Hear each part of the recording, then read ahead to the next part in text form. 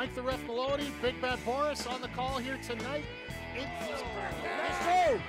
Let's go! Third! Let the Super Kick Party! Yeah, pay the money for that. No one. And of course, you're gonna get the Coffin spin.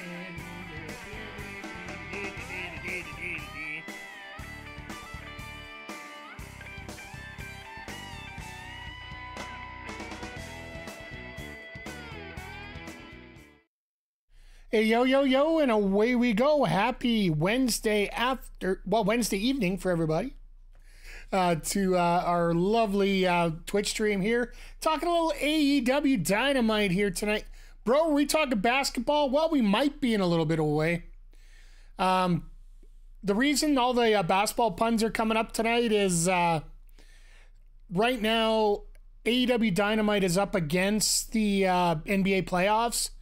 So, long story short, last night NXT absolutely loaded up their card because they wanted to get a higher viewership, because in the previous few weeks they've been somewhat close to beating the rating for Dynamite. So they actually wanted to go out and beat the rating this week, hoping that a lot of the fans will stay away from AEW and go towards the NBA playoffs tonight, which they will. Like, this is going to be a fantastic show to watch, but it's going to be an absolute.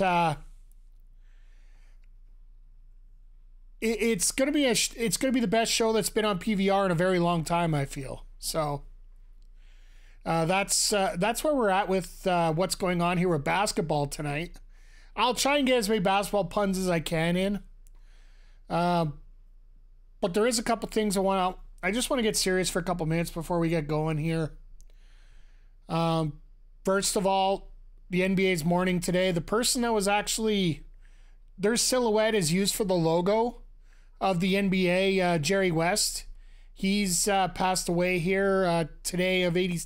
It was 86, and probably one of the most influential people in basketball, period.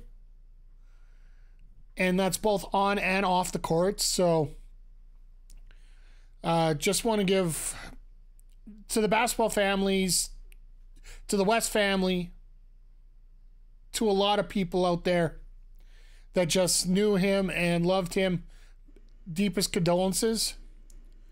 And the other one I did want to mention right now, and I know it's, I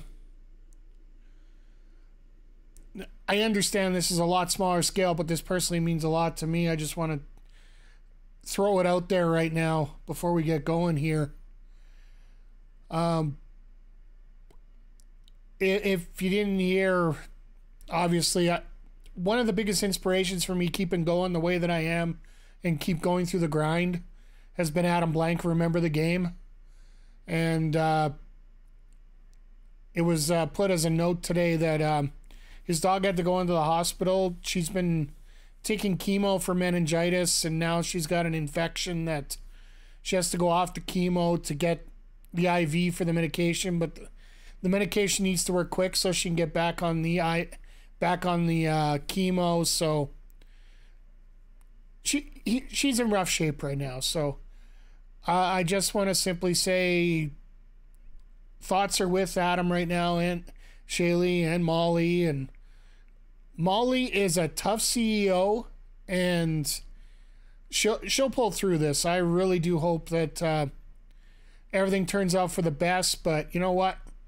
Sometimes you just got to go through challenges to get your biggest successes. So, but yeah, that to me is probably the that'll be the sad part of the show. I'm sorry that I've had some bad news off the start of the show here, but yeah, let's. Hey Ed, yeah. Big story coming out of the NBA playoffs is the fact that Celtics aren't going to have Porzingis in the lineup tonight. So this game might be a lot close. Well, a tiny bit closer, not by much though. So, but let's start with some breaking news, because Dynamite's about to start here. Celtics in 5, I still agree with that. I've said that from the start too. As we're getting to the start of Dynamite here, it was just announced by Sean Ross Sapp that on Saturday, which you could join me here for the Collision Sidecast, Mason Mansoor will be part of the show. I haven't even loosened up yet, and I'm already having to get into the dance tonight. I don't even know what he's doing here. All right, well.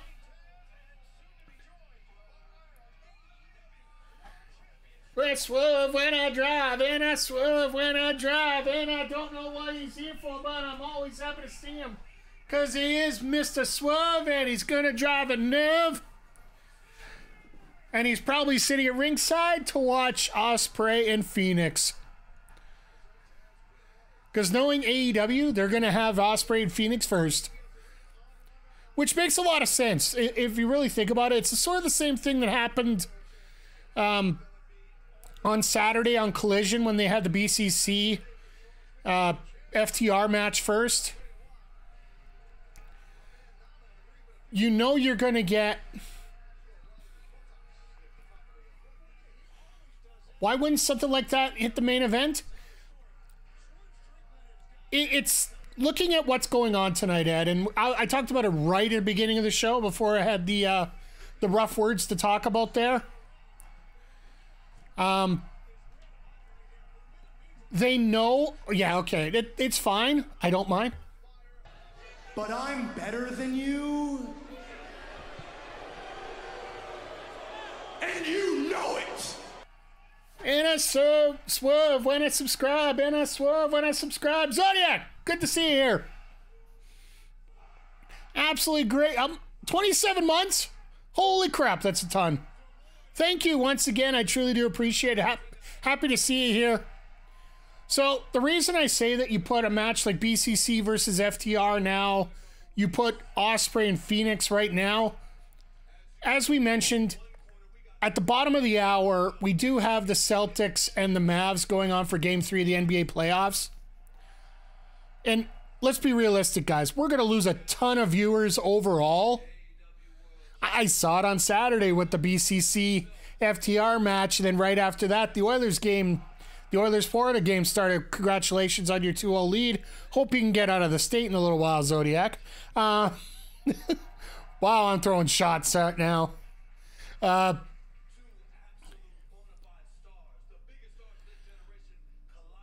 You load up now, get as many viewers as you can to watch this. Maybe make them feel like they can watch the entire show. And a lot of people are going to dive, right? A lot of people don't make them choose. This is the world of PVR. Make them watch this. Watch how great of a match they got going. And they're like, I really want to watch this. I really do. But I want to watch the game live. You hit your you get coming back again, you hit your PVR, whatever way you want to do it.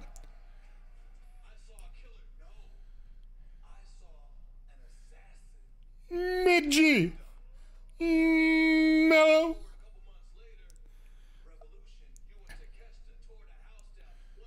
Oh, so they're just doing a straight promo. It is going to be main event. All right. I'll be honest, I really wouldn't have picked Swerve to start the show out, but I like I said, that was my theory from the start about why we should have a match right now. But we got to the end of the hour, right? So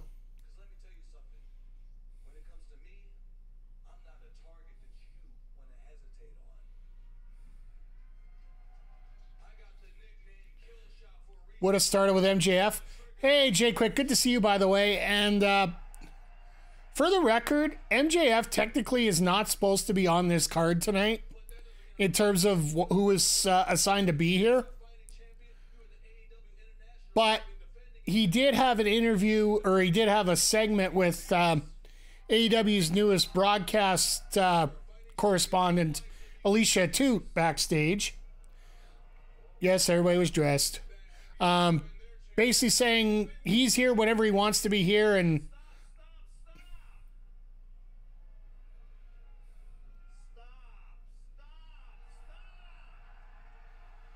oh goody, the EVPs are Okada is the one yelling stop. All right.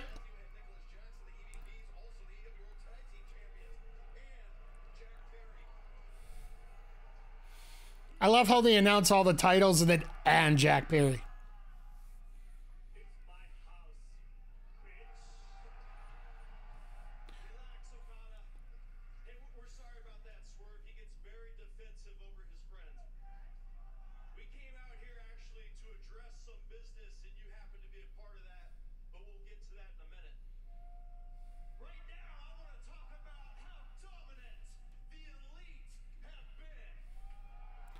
Oh, goody. We're getting this.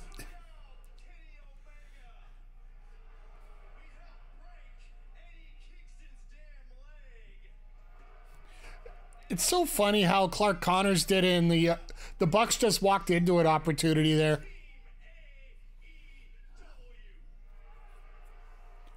Full credit, they did beat Team AEW.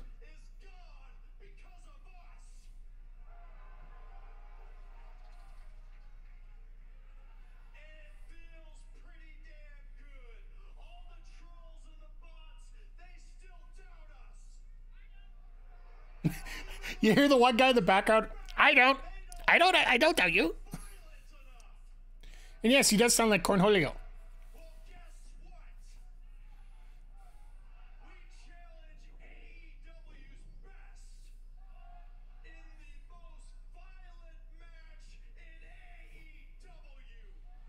Blood and guts?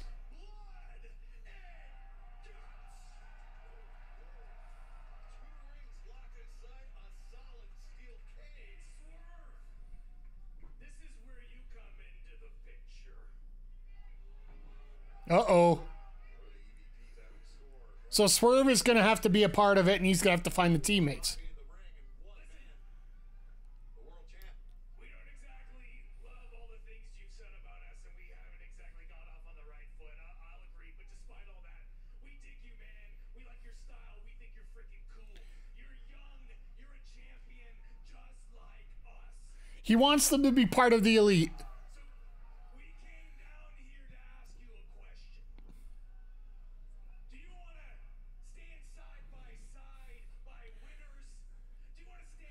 Really?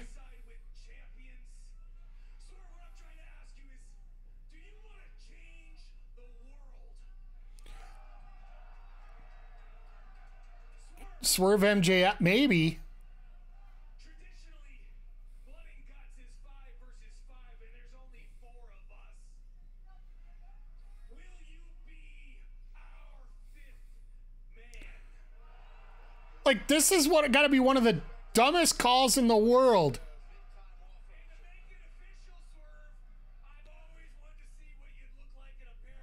Trying to figure out the other two. Well, it ain't going to be FTR after Dax's announcement this week.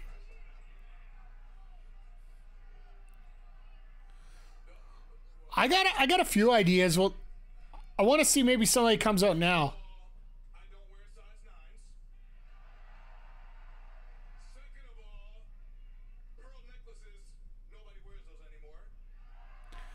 Wow! Listen, man, I'm a businessman. I do my own stuff. And fourth thing, I'm also a philanthropist.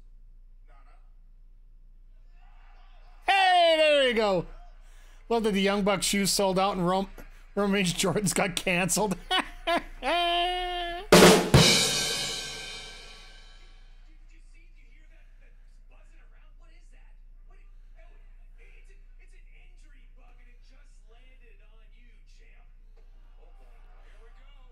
So do we get JYV out here? Or do we have...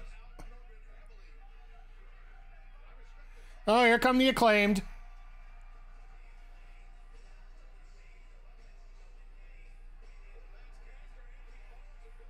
They've been trying to push this down our throats here, so...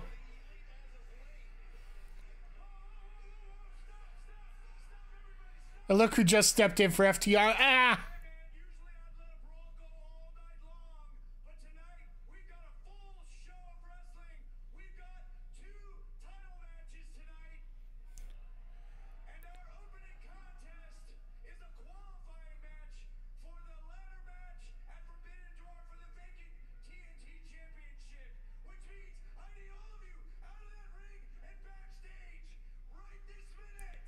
Except for Jack Perry.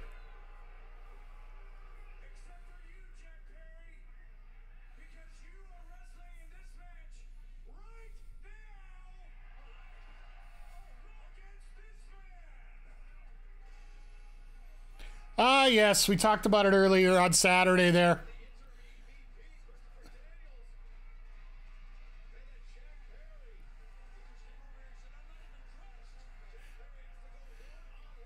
Perry never looks like he's dressed anyway when he comes out. He hasn't actually worn tights for a match yet.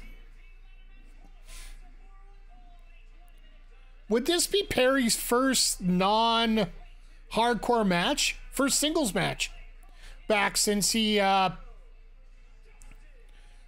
back to AEW? I would think so. Once again, everybody, welcome. Good to see everybody here. I don't mind this either, you know. Have a familiar face up early. But yeah, some of the big news that's come down today.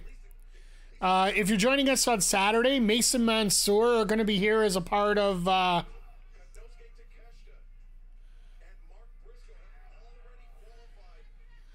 going to be Mason Mansoor, Maximum Male Models are going to be here for Collision here on Saturday, so make sure you stop by.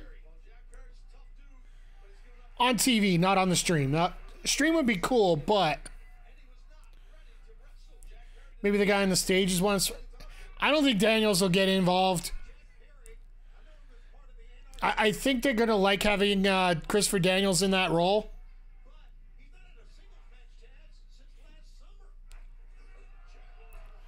Yeah, I was right. He didn't have that singles match here. Aubrey just, nope, I'm not going to bother putting this back on.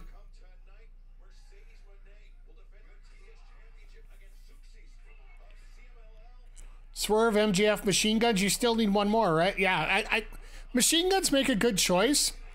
The other thing is the reports coming down right now that GYV are once again in talks with AEW, which take it whatever way you will there. Is he actually going to do this right this time?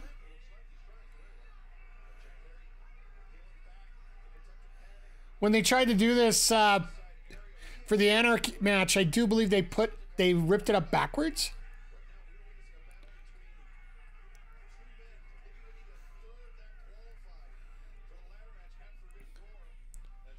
But yeah, we'll have to see, because I think the Blood and Guts match actually happens at sometime in August. It's that middle in-between match, that big show that they have in between Forbidden Door and All In, so...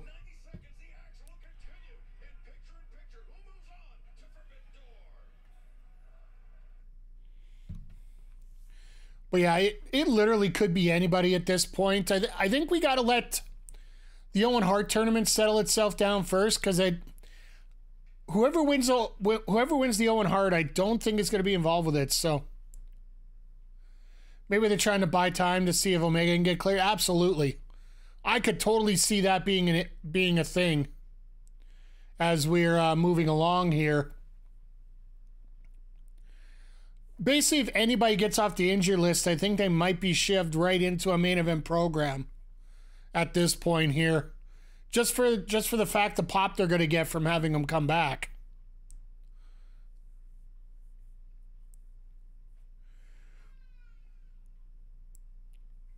But the big news, I think, this week, and I think it's totally going to affect what we're doing at Forbidden Door. It sort of makes sense now why they're doing Swerve and Ospreay right now. Because there is that potential to get Ricochet and Ospreay for Wembley. Could you imagine them having they're not going to have the same match they did in WCPW. Because that match was absolutely bonkers. Do I think they'll have a version of it? Hell yeah. Do I think Ricochet's coming over to AEW? Not necessarily. My thinking is there is a possibility he goes to New Japan. But it could also be he doesn't get into New Japan until the G1. You could see Ricochet go to TNA. I don't know if he'd take the pay cut.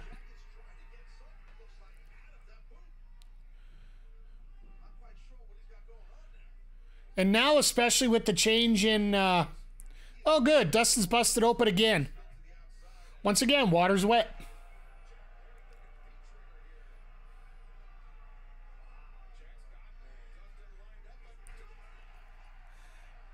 Ah, good old Dustin. It's funny because the entire crowd was watching him watch Perry at that point. So we're like, you're an idiot. You're an idiot. You're an idiot.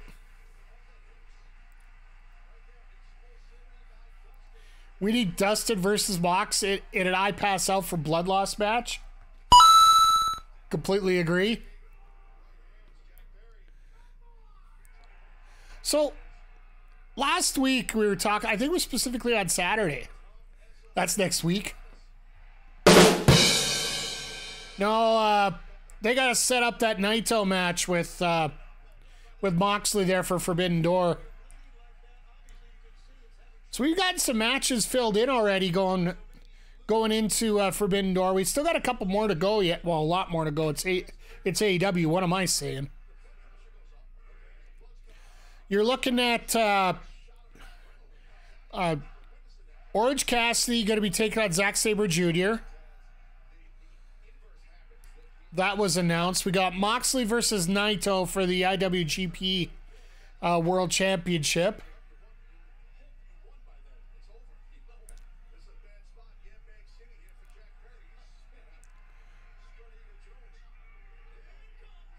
Ha! I love that spot no matter what.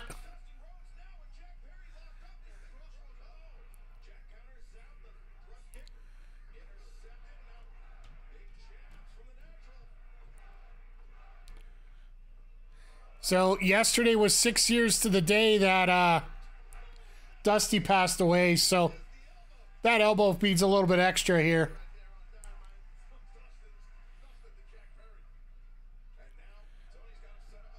Is he gonna go for Crossroads?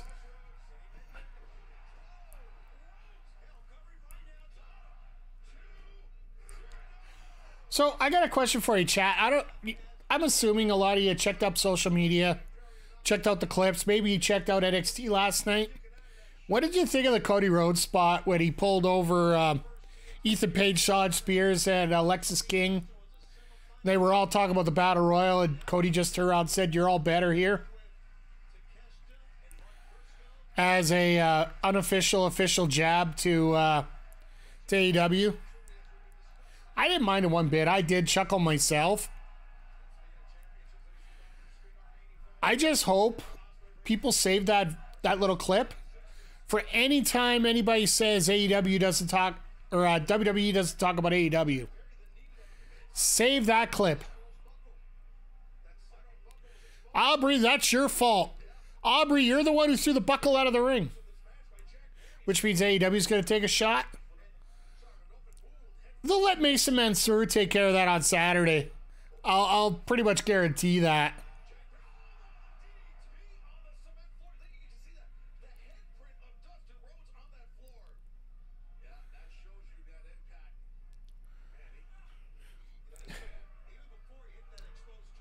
Well, we'll see what happens here, because I do think that AEW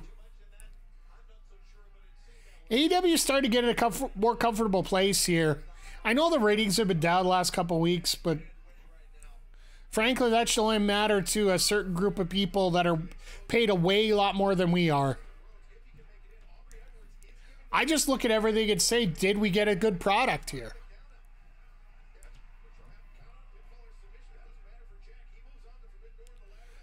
I love that the guy wearing the referee shirt at ringside has already counted 10 and asked for the bell.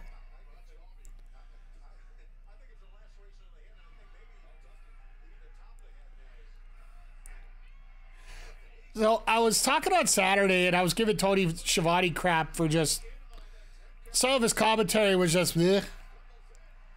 Did you hear about the goof that Michael Cole did on Monday? So Cody Rhodes versus AJ Styles is supposed to be a I Quit match. Well, it ended up being Michael Cole talking about the rules for a last man standing match. So everybody's like, well, what match is it? I think it's just straight up Cole screwed up, which is fine. They can fix that. Plus, I think AEW is focused more on their show and try to get the media rights. Yeah, exactly. Like I said, when it comes to the ratings,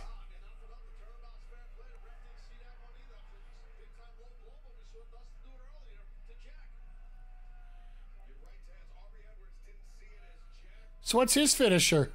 Is he going to do the punt?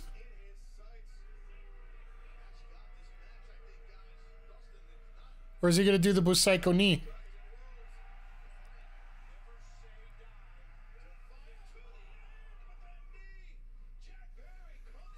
Heard that they're having Cody go back to AJ again. It's because they don't have anybody. And hi, KJ. Yeah, we had an opening segment of Swerve Strickland in the ring, basically cussing down Ospreay, cussing down the Bucks. Bucks announced tonight that it will be the Elite versus Team AEW for the big blood and guts match. Aubrey helping dust it up is odd.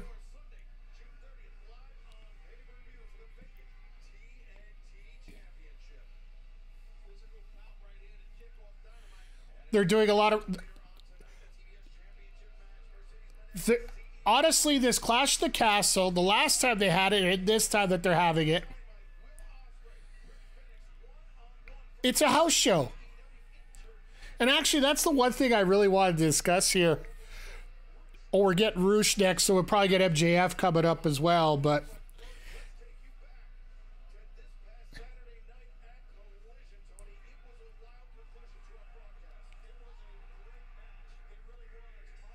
Oh, so we're getting... All right. They're just showing the preview of what happened on Saturday.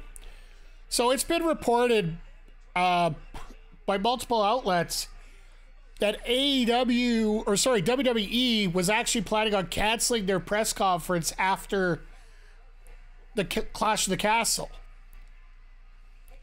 And they were going to do their own post-show where they could possibly get some questions from other sources. And gee, I wonder why. Horrible ticket sales. Not necessarily horrible as in total, but horrible as in the fact they can't sell the floor. And then on top of that, you're probably not going to get any of the Scots winning in Scotland. So, yeah, a few people might be pissed at this one, but it is a house show. Oh my, is it weird that I thought Dustin retired? No, not at all. Like, he doesn't do a lot of matches.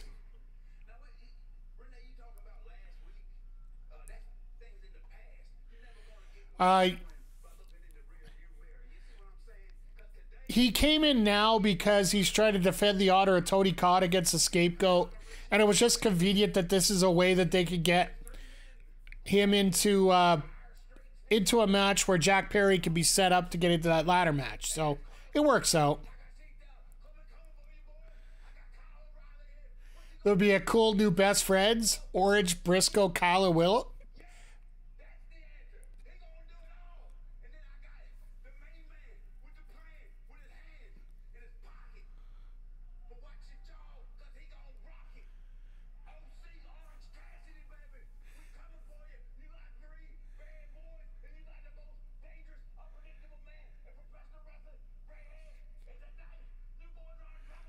Renee's just sitting here like, I'm gonna let this guy go.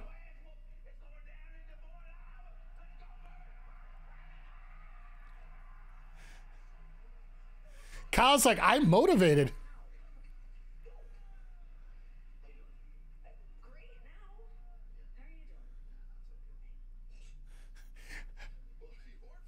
How's Orange? Oh, not so good. So we're getting that All-Star 6-man tag tonight. Kyle's like, where's Cole fishing strong? No, I think he likes what he's doing right now. I don't think he likes the fact that he's losing every single match, but there is a story behind that. That he's trying to prove that he doesn't need the Undisputed Kingdom. Kyle's face is great, absolutely. I love that look. But the words that he just whispered out as he went across, I feel so motivated. Just such a win there. An absolute win.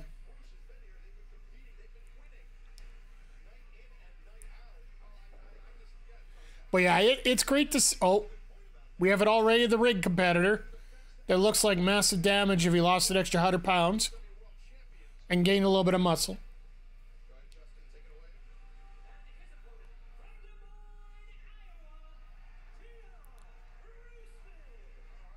Well, not now. It show his face, but even then, maybe. Which means MJF will show up after this match, probably. I would assume they're setting up a Forbidden Door match coming up here between these two, which technically is a Forbidden Door because Roosh is considered a AAA wrestler. So apparently the rules have been set up for Forbidden Door for certain companies. Apparently the top stars of AAA cannot participate. Top stars as in their champions and whatnot. Because it is a card with a CMLL wrestlers on it, so that was the story that came out of it. So that's why you're seeing not a lot of... If you're going to see Mexican wrestlers on this card, it's going to be the ones from CMLL primarily. Or the AEW wrestlers that are contracted out to AAA.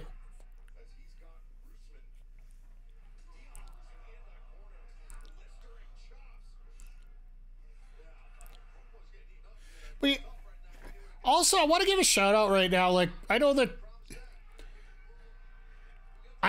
we talk about a lot of the crap between AEW and WWE, but let's think of it this way. Oh, this one's over. You got Will Ospreay, who donated enough for a van for that soft ground wrestling in Uganda, which apparently they used to rent the or to lease out the place where they were holding it. And now Cody Rhodes is getting a ring made out there to be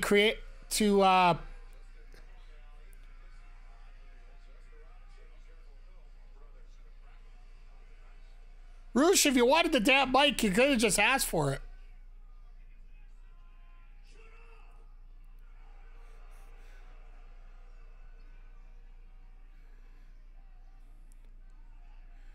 Are they trying to set up a match with the main guy at Ospreay?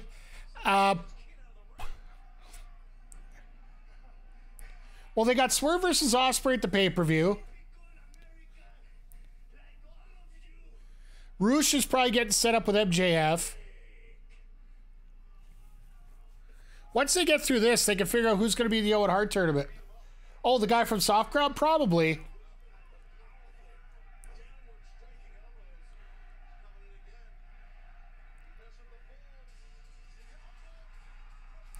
Ah, here comes...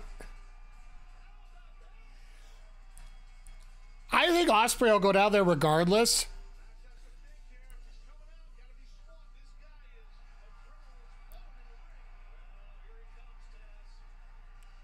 MJF don't care. I like that shirt. A little bit more creativity finally by AEW.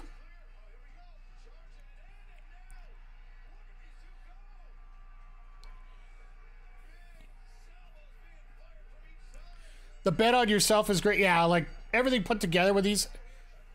Oh yeah, good luck. All these local wrestlers getting creamed.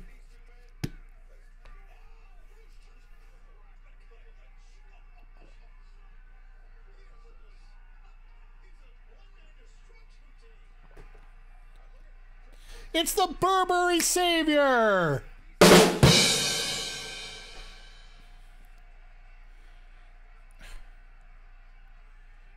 Oh, here we go. We're back at it again. Hockey fight!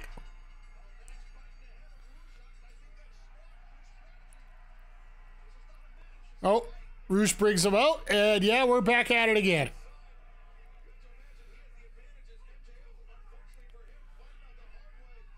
You notice that MJF's already planned up that he was going to fight here because he was already pre-taped.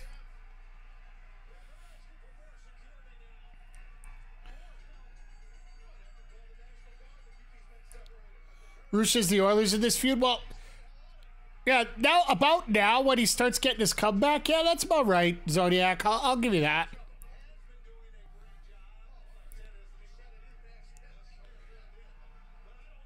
Give it a period tomorrow and you'll know who's going to win the series. If the Oilers come out and absolutely bomb the Panthers tomorrow, it'll be a series. If not, you might get 5 games out of it just so that the Panthers win at home.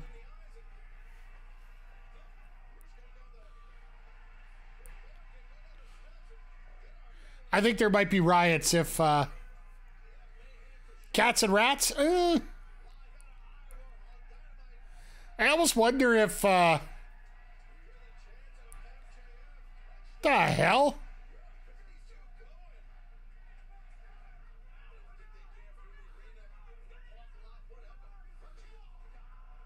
Throw him right out of the building, whatever.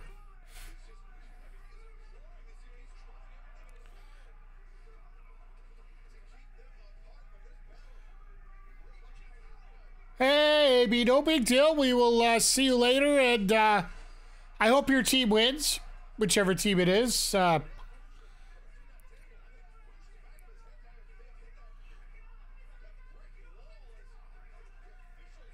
Later's on the MJ. All right, we'll see you later.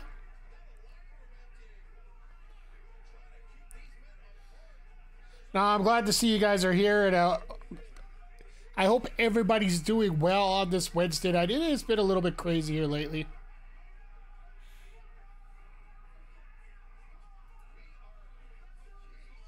Oh, wow, okay.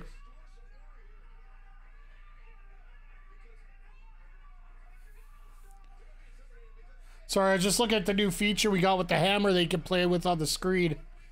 Put some bubbles on your...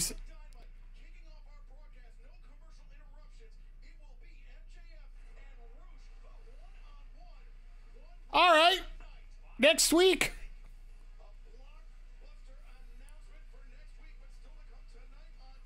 What's next week that they're fighting up against?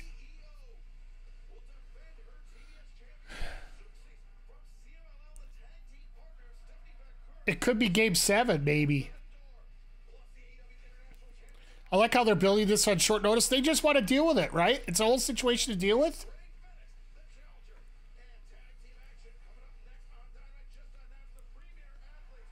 Oh, this is going to be... Welcome to your massacre of the night, folks.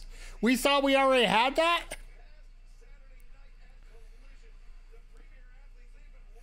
I love this segment from last week, the promo they're doing right now. Why give it away for free? With all due respect, Jay Quick, like, in 2024, that becomes less of an issue now. And number 2, how many matches do you have on Forbidden Door already? Number 3, who says this match is going to end properly? That we can't put it on the pay-per-view. I think they're trying to... I think they're trying to play counteract to... You know how we were talking about AEW was going to counteract what WWE did for NXT yesterday? Like bringing Cody Rhodes on and having all their little tit for tats there and that. This is how AEW is going to throw their counterpoint out right now. All right, you brought Cody in. Congratulations. We're going to give these guys MJF right off the bat next week. Can we get the medics ready for the Premier Athletes? If I'm in the Premier Athletes locker room right now, brace yourselves, everybody.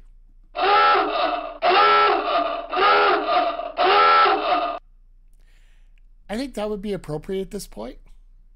Probably more like a little bit of that too. If you guys didn't get a chance to watch the video on Saturday, I highly recommend you go check out the promo segment. Fun fact, Sterling blocked you and you don't know why. Big G. All right, chat. Speaking of that, I'll get into mine here in just a second, but chat, let me know the most famous person on X that is blocked you. It could be wrestling, it could be entertainment, it could be whatever. I'm the same way with this person myself. For me, for some reason, it's Dave Bautista. I have no idea why he's blocked me, but he has. And yeah, I would say that's probably the most famous one that I have. I don't know how many blocks I actually do have, so. How do you see who blocks you? Well, you try and look it up and you try, well, anytime you try and tweet or exit a person or anything,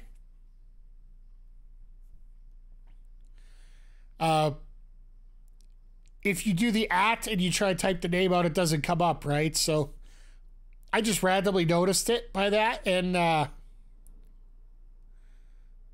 once you click on it, you find out that they blocked you, right? So don't think anybody famous blocked me that I know of yet.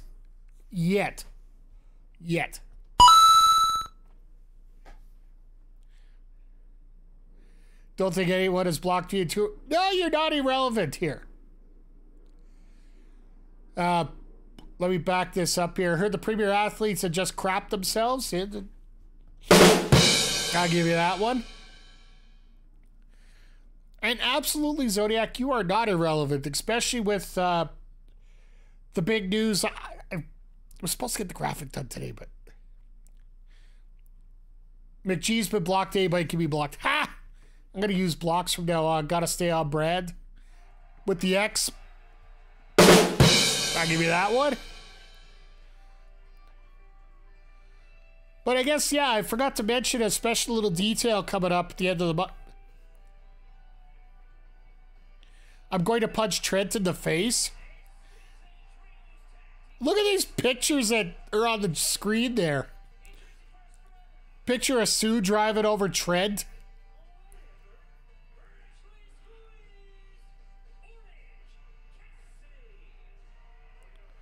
At least he's back to white again instead of black.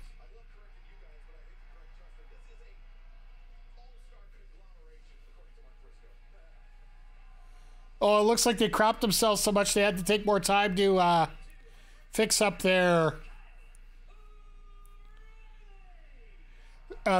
tights, so they're gonna have to go out a little later. But it looks like this is gonna get pushed quick because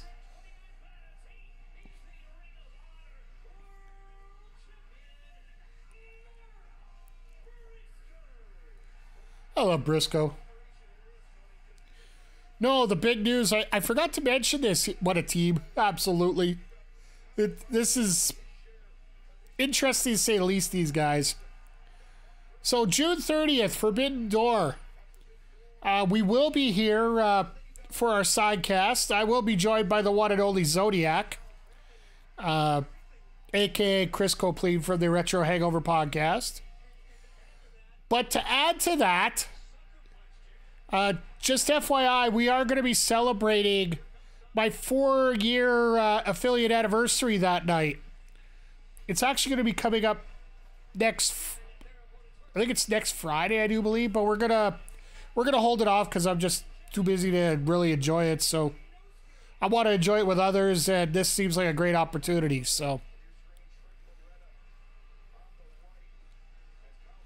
that looks like a team right there. That looks like a solid 3-man team.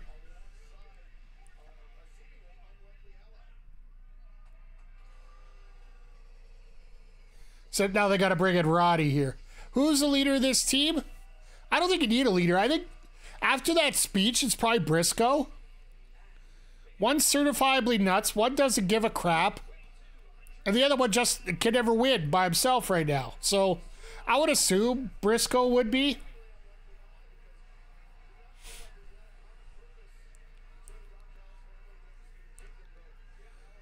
How many extras are we going to have here on ringside here for this match?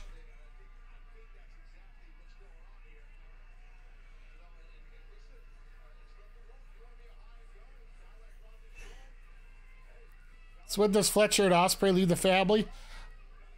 I have a very strong feeling that they leave after Forbidden Door. Because Callis is going to be the one that says, I expect winners out of all of us. And now you cannot win, so therefore we do not need you.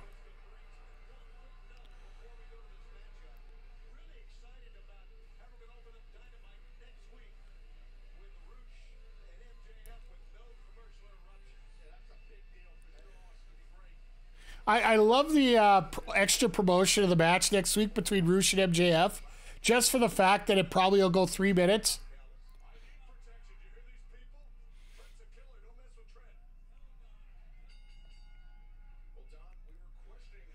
So Kyle's going to take the pin here tonight, right? I think we all can agree on that. It's either going to be Kyle, well, Kyle or Kyle, right? Kyle's going to get... I even had a joke where I lined up there and even used it. Damn it. No fit. Okay, yeah. Are you talking about now or are you talking about next week? Because next week I'll agree with you. No finish. Finish it at Forbidden Door.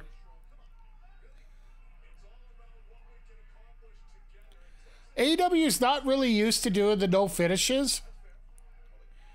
I think the number of no finishes they could have on the program.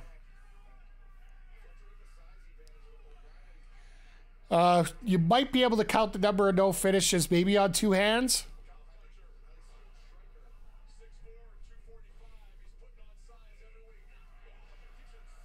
Have we seen stat yet today? No, not yet. I don't even know if we will tonight. Because we got Mercedes and Seuxis coming out tonight. Maybe see Stephanie Vacker show up. Toni Storm and Mariah May have been hinting on socials that they're going to show up tonight.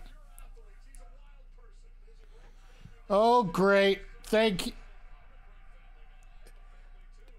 I figured since we saw Will, I thought they would finally have something. See, KJ, now that you brought up Statlander, now I have to put you into the mind of one McGee.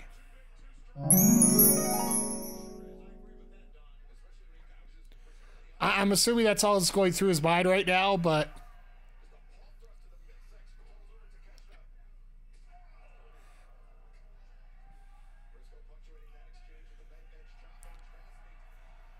I always found it funny whenever they came up with matches like this. Just completely switching topics real quick here. Statlander has a vibe that cannot be explained. Absolutely. It's no matter how much of an evil person she is, she's still got that goofiness to her. That's why it's great to have Stokely with her.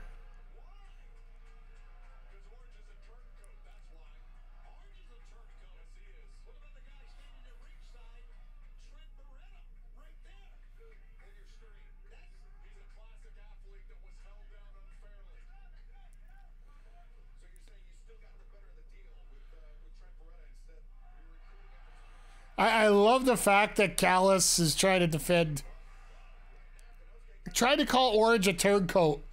To be a turncoat, wouldn't you have to have energy to do that?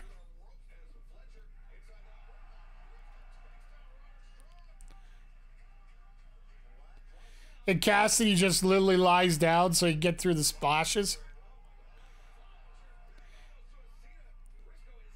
And Fletcher tries to go after Orange and he lies back again.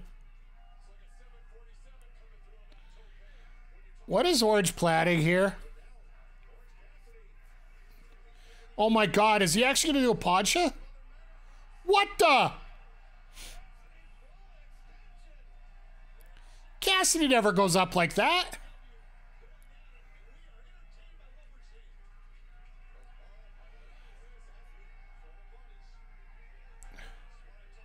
This is where Takeshita comes in and breaks this up.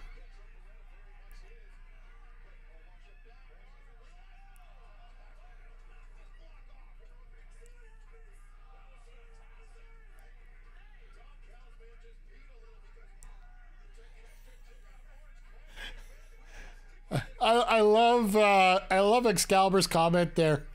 Oh, Callis looked like he might have just peed himself a little bit.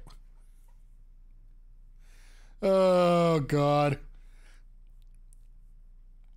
I love No Restrictions commentary. There might be some screw-ups, and we talked about that last AEW stream, but at the same time, God, is it funny for some of this stuff.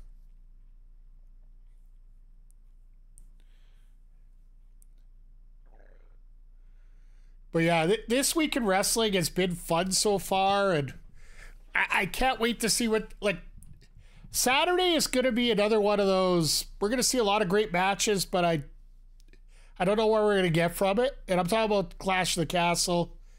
AEW, same thing with AEW Collision that night. This is another one where you can get 3 hours of wrestling during the day and then 3 hours at night. I'm actually sort of happy that I have Sunday off this week. I booked it off to go to the Gamescom exhibition here in Edmonton. I didn't get a chance to book any of the other 2 days, so I'm going to get to go on the Sunday. So Sunday stream could be at a different time depending on how things go. We're getting... Oh, God. I see Chris Jericho on my screen. What the hell is that? I got that loaded. Yep, we got that pre-ready to go. I wish I could show you my stream deck right now. That warning every time Krusty comes up, the logo for it for me to press is a rubber ducky. I don't know where the correlation is on that. It's more like a sinking ship.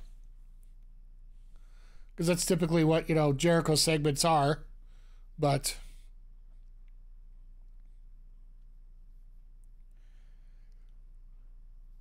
But I do have to say that, AEW is... This pay-per-view is probably the hardest one to develop for the entire year. Mainly because you're trying to do a cross-branded show with somebody that is 12 hours away. With a promotion that's literally 12 hours away. So you have to get the New Japan stars in if you really want to get the fans behind them. They've been doing some great jobs with some of the packages that they've been putting together to show off their wrestlers. Like, they've now done 2 for Mina Shirakawa. So I do feel that they've done an excellent job at that point, but eventually you're going to have to get them over here so we can build some rivalries, build some matches. You just can't build... It's something we try to tell indie promoters all the time. You can't build matches through the internet and through Facebook and through social media only. Unfortunately, for many indie promotions, that's the only way you can promote matches and create them. So, yes, I've seen it before. So.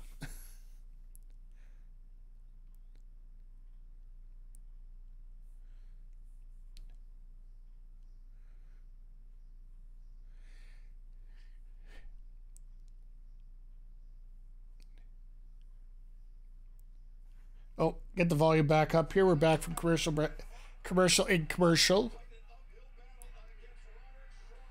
So apparently UPW is having... Yeah, I saw that. I actually saw the promo from UPW about Simon Miller there, talking about how he's taking on Danhausen. And I'm glad he's back, because Miller did have an injury. He wasn't able to wrestle for a while now. And it is going to be a very different match having Danhausen in there, right? So... I know Danhausen's going on a bit of a tour of a bunch of crazy matches over in Europe here, so... But Simon Miller actually put out a post, I think it was Monday, where he'll be in Hamilton July 14th. Absolutely. I hope you get a chance to check it out, and I hope you enjoy it.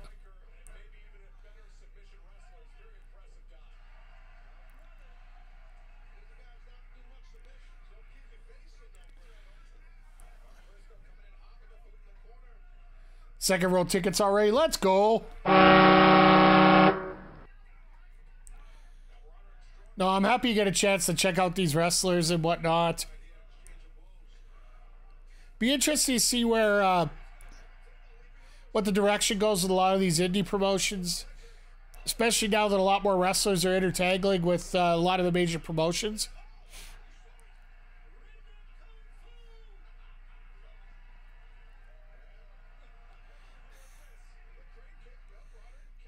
Roderick doesn't know at all what's going on here.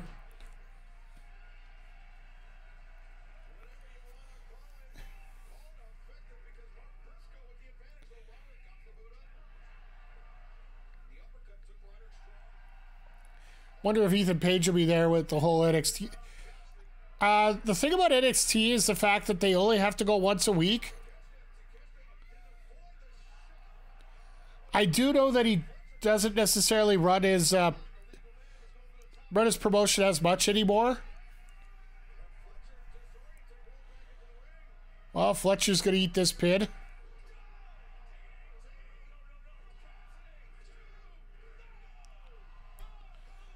No, I thought instantly Fletcher was gonna eat it. That would end this story. I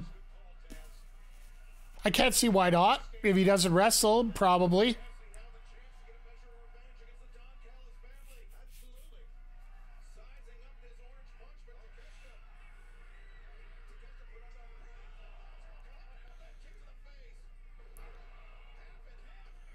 All right, now we're getting to the point where we're going to start seeing a few finishers here.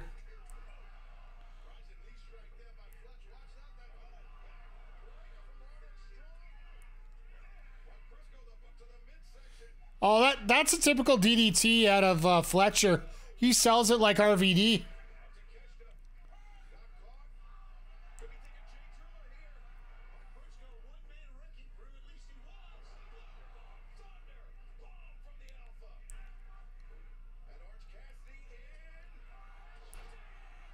Wow, that was a spike.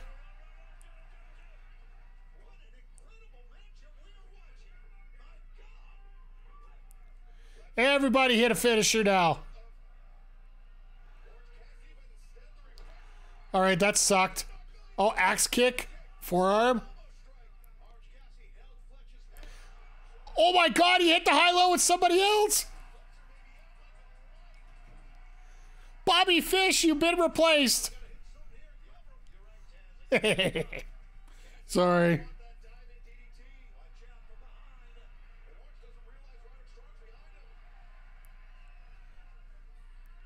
Oh, God. You know what happens when Fletcher gets up on that rope, right?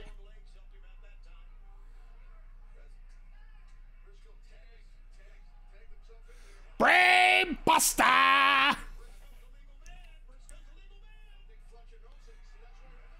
Froggy.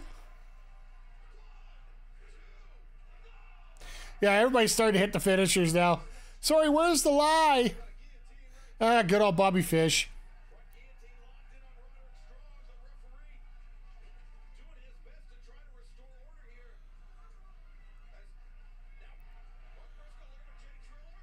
I'm assuming we're going to get a distraction here. Nope.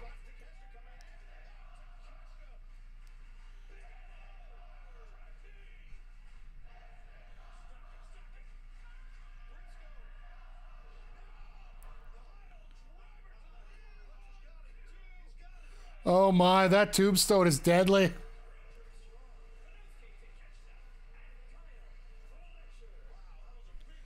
So, we had the ROH TV champion, who never was on ROH TV, defeat the ROH champion, who's never on ROH TV.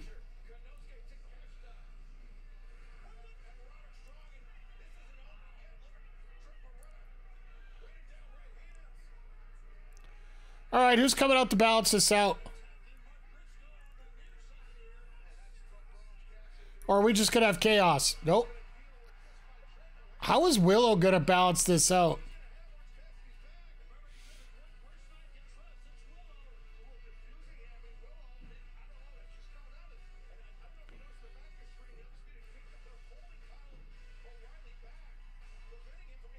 Oh, there's Statlander.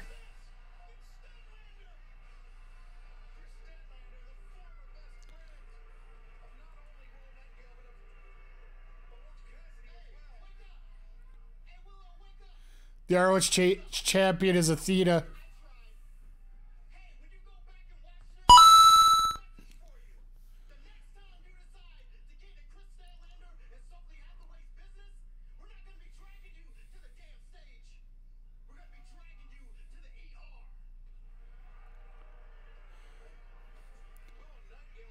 Yes, KJ, you called it for sure.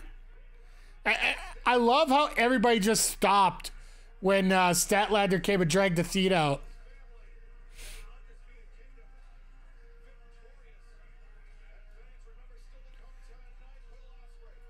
Good old Stokely pulling out the get.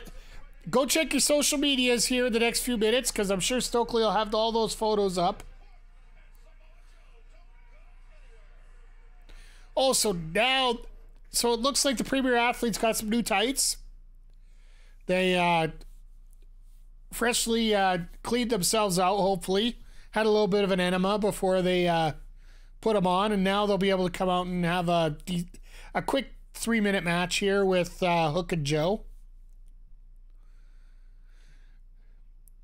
Because if the story's going to go the way that they've been playing it here, I gotta feel this might be a very quick match.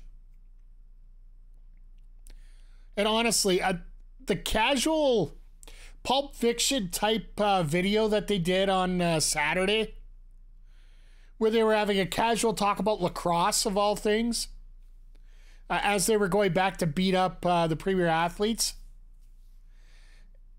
Absolutely fantastic work there by Joe and Hook as they're going along. And Shibata holding the camera. Trying to hold the camera and using Google Translate at the same time. That takes some skill. So. Joe is gonna kill you. Joe is gonna kill you. I think I'm gonna need to get a second window of audio for myself here because we need to get a lot more of this audio put together here. I also want to send that song out to anybody that tries to take me on at MLB, but that's a different story altogether. Shirt of the day today. Oh, I pulled out the Will Ospreay shirt that I'll still admit I don't know if AEW had a lot of thought when it came to this shirt. The only thing they thought is the fact some sucker's gonna pay $50 to buy it. Yeah, I'm the sucker. What can I say? But yeah, it's I figure with Ospreay here in the main event tonight against Fenix, which, my God, that match, like, simply put, hold on to your butts when we see that coming up here. That is going to be a ton of fun. Wrestling stream, you must have many wrestling shirts. Actually, it was a really depressing thought when I was looking at my closet this week. The one thing about wrestling shirts is most of them are black. And I'm just looking at my closet, I'm like, I really need to get some color because I do think I have a black hole here in my closet. Mainly for all the black shirts that I have these days. All right, folks, we are... oh.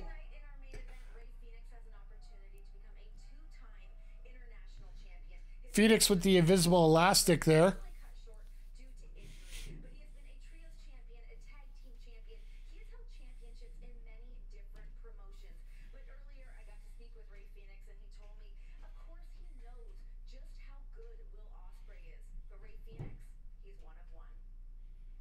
Yeah, he is 1-on-1.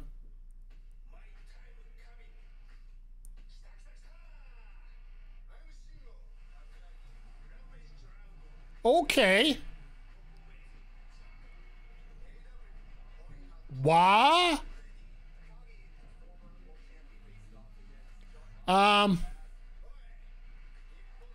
Shingo in the Owen Hart Cup?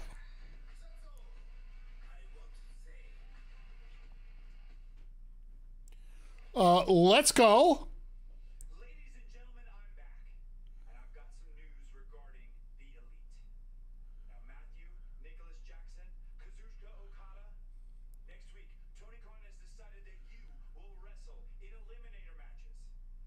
Matches where if your opponents win, they will earn title shots for the World Tag Team Championship and the Continental Championship, respectively. Now, Okada, Nicholas. Tony Khan has decided that next week your match will also have all seconds barred from ringside. No outside interference. Okay, who are they facing? We'll get a chance to see how elite you really are.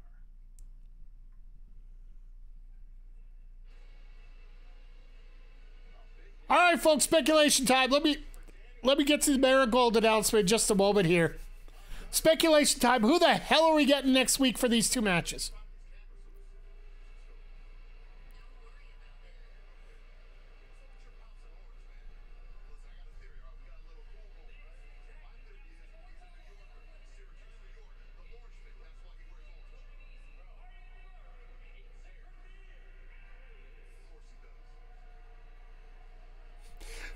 I love this.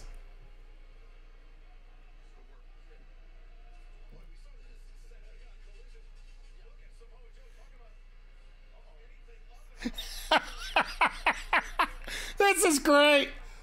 They're doing more of the Pulp Fiction stuff. This is going to be their gimmick coming out. I love this. We're going to have to get back to the speculation about who that's going to be because I got a few ideas. Oh my God, I love Joe. If Joe can rub off some of his comedic timing and some of his character on the hook, I will be sold in so many different ways here.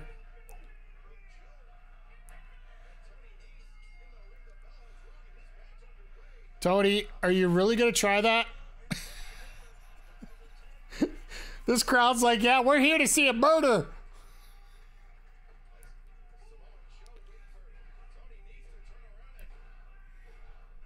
Hook being paired with Joe is incredible. The kid found his person. Exactly. Like, and Shibata too. Because even that little bit at the beginning, right?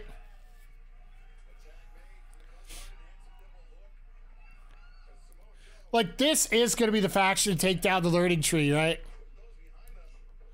I'm assuming they're going to come out right after.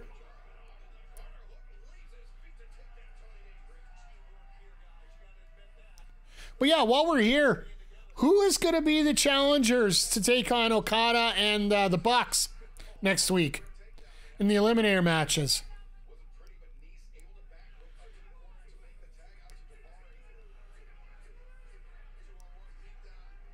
It's me, which, oh God. Uh-oh. I think that's the best way to put it if we hear you're taking on Okada.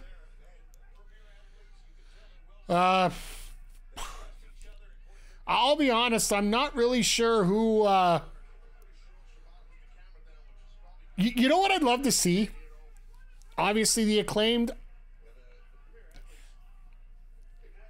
That would be the obvious pick, Zodiac. I'll give you that.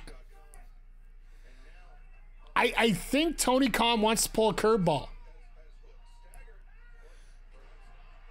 Oh my God! He did the thing! He did the thing! And Joe is just pissing himself laughing at ringside. I love it.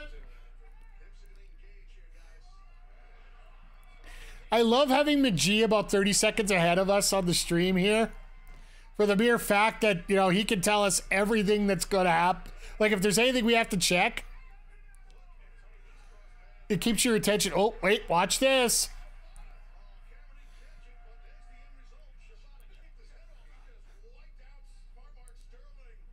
So Mark Sterling is an actual wrestler, by the way, just in case you're wondering.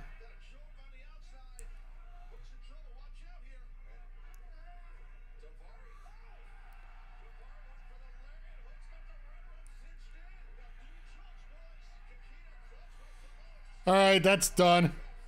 I'm calling it right now.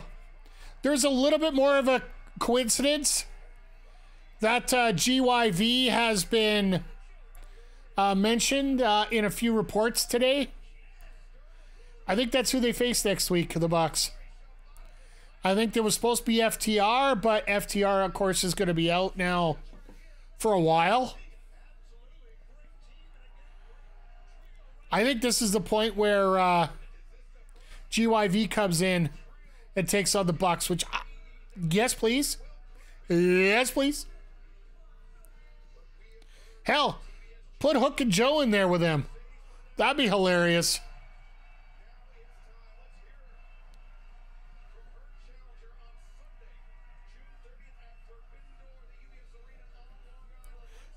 Sterling's dead.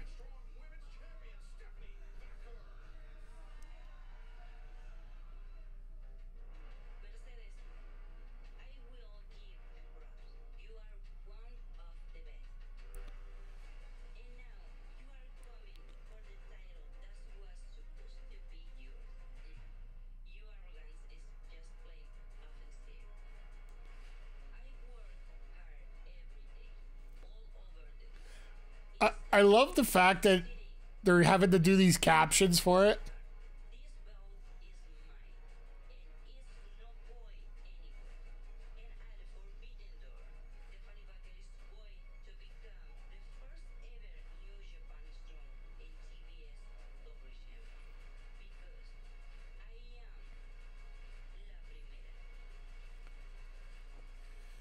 She just looks like Cruella DeVille. Just...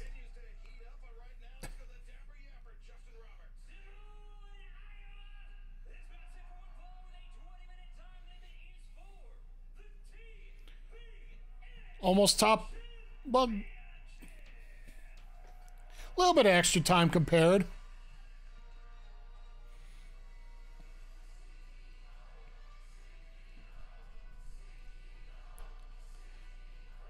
All right, it's, I was going to say it's boss time, but I probably get shot for that. Either that or Michael Cole be hopping on this stream here giving me crap.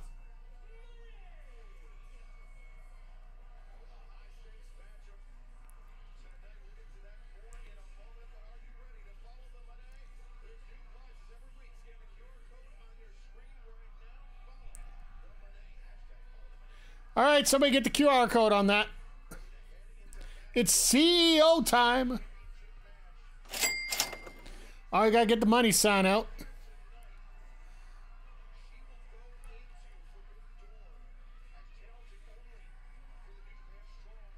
Interesting gear she's got on tonight, I'll say that.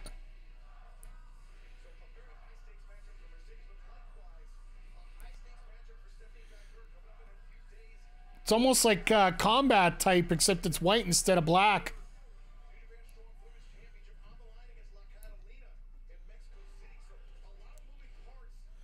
So yeah, Vaquer's got a defense on Saturday. Could you imagine CMLL pulling a fast one, or AAA pulling a fast one? Or CMLL pulling a fast one here? Not so random thought. When is Sammy Guevara coming back?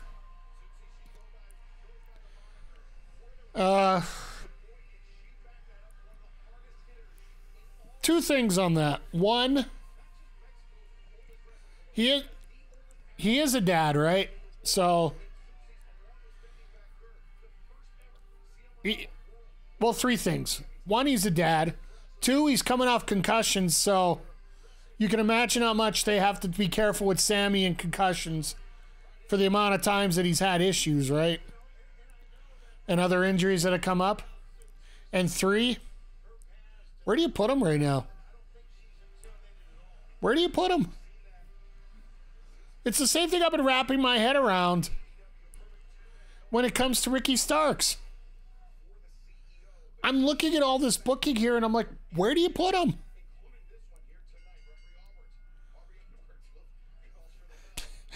Referee Roberts, attaboy Excalibur.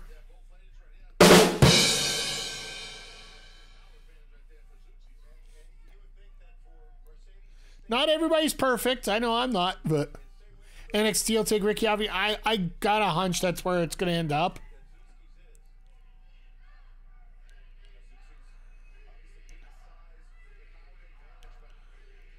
Because with all due respect to Ricky Starks, there is a lot of conjecture right now. The fact that there isn't conjecture.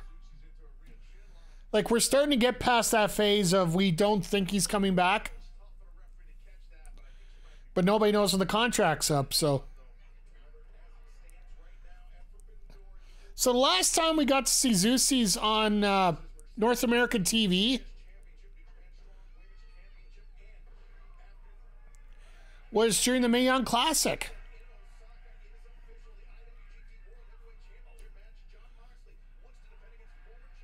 Ha!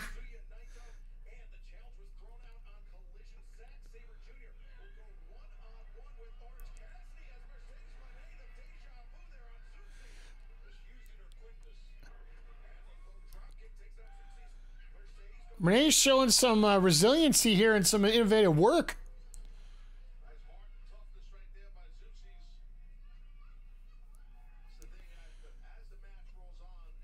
But yeah, I'll be the first to admit that during the Mae Classic, I wasn't too impressed, but with Seuxis as she was coming out, just didn't feel like she handled the pace of a North American style as well.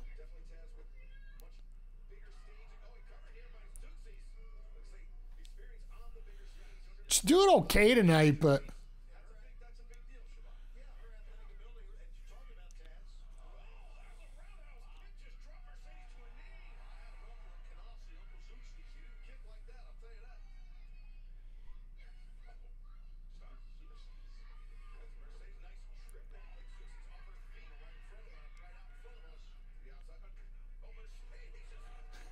all right, that was innovative a little bit.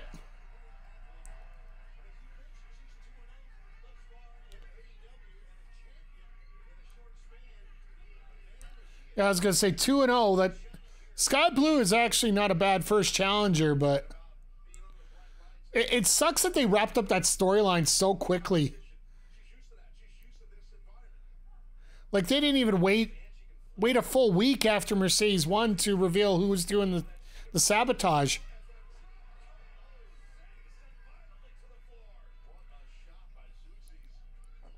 Seuxis looks winded, yeah.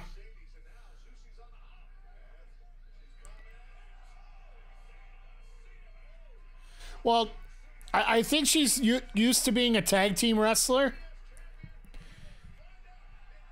Oh, she's ripping sides. You know she's pissed. But, yeah, she's normally a tag wrestler with Stephanie, right? So I could see where she could get a little winded in that. What'd you miss? Seuxis looks like she's getting a little winded right now. Mercedes has been generally in control, but now during the commercial break, Seuxis is now taking a little bit more control over everything, so.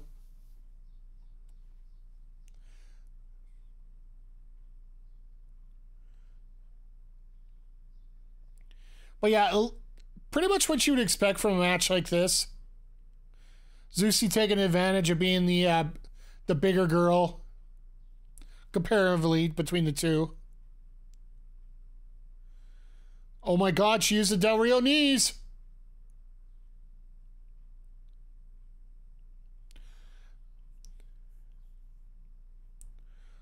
I don't want to say the Roosh knees because the Roosh knees actually win.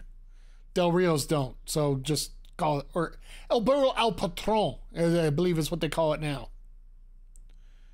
Or jailbait, whatever way you want to call it. But,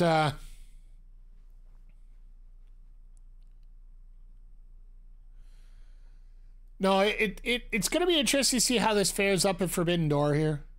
Notable prick, Alberto Del Rio. Shout out to Wrestle Talk for that. Okay, hear me out. Tony Khan pays for the rights to Eddie Murphy's party all the time. That's what Banks comes down to from now on. Unfortunately,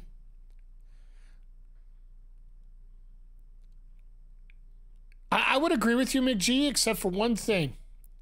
If you want Mercedes to turn heel, I don't think Party All the Time would fit that well.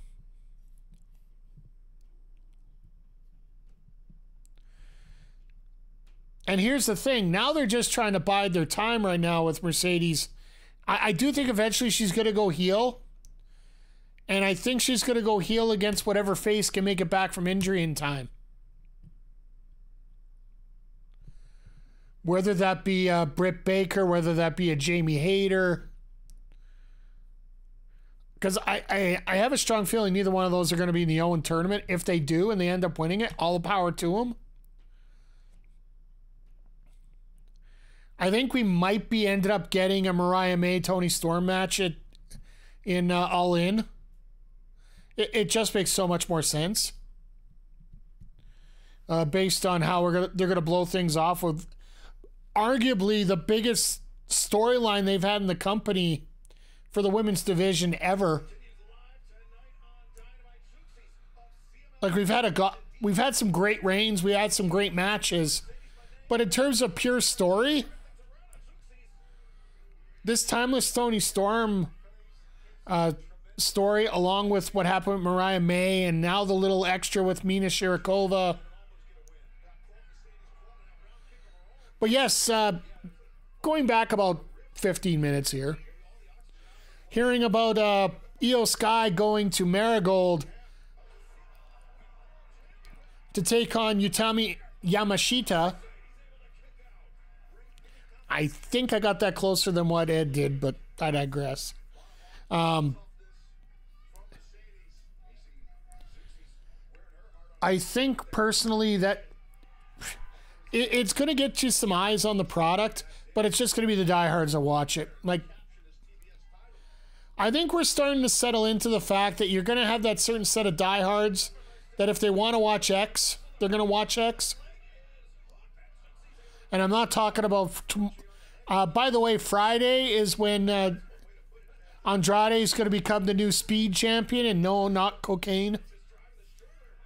If you haven't heard, he's taking on Ricochet on Friday. WWE fans are not turning to Marigold. And that's the thing, like...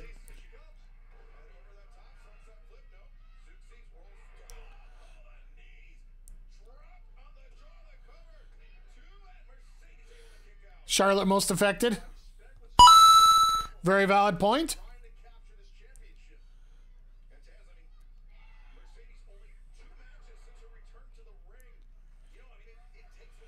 Now, for this TBS title, if nobody comes back, what if? And like I said, this is the hugest what if in the world. And this is something a lot of people aren't counting on.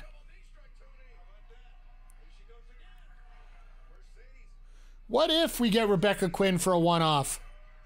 Doesn't sign a deal with AEW, but gets the opportunity to wrestle in front of 50,000 people at home.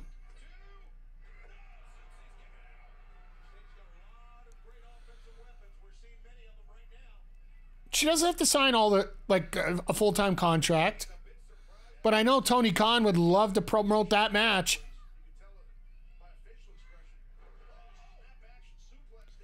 Then she sits out for another year. She comes back as Becky Lynch in WWE. Nobody's the wiser.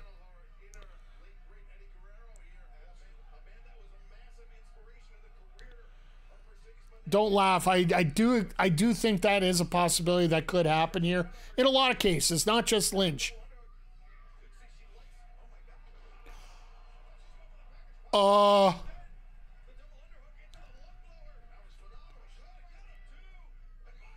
That was a butterfly lung blower. Also, if you don't hit that properly, your jaw will be in the third row.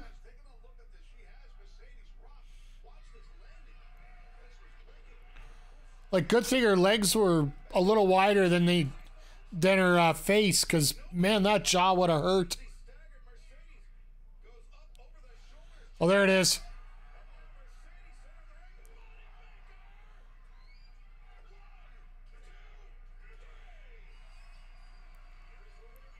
She's playing this out the same way that Sky Blue played out her Code Blue. Like, no matter how bad things are going, out of the blue, she can just hit that one move and finish it.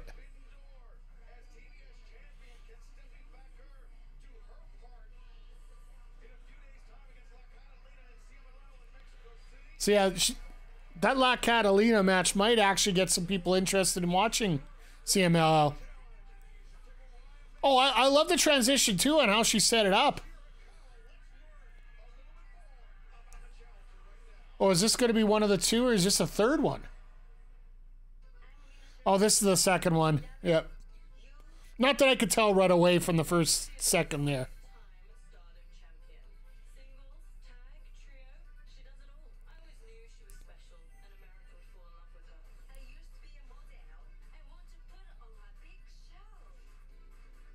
I love how Mariah is just doing model transitions in the background.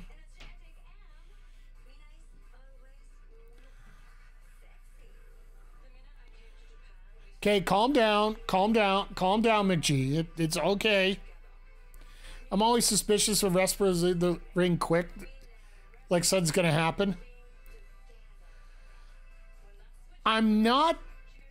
The only thing I'm worried about is, especially with CMLL, and more so with AAA, sometimes they go into business for themselves.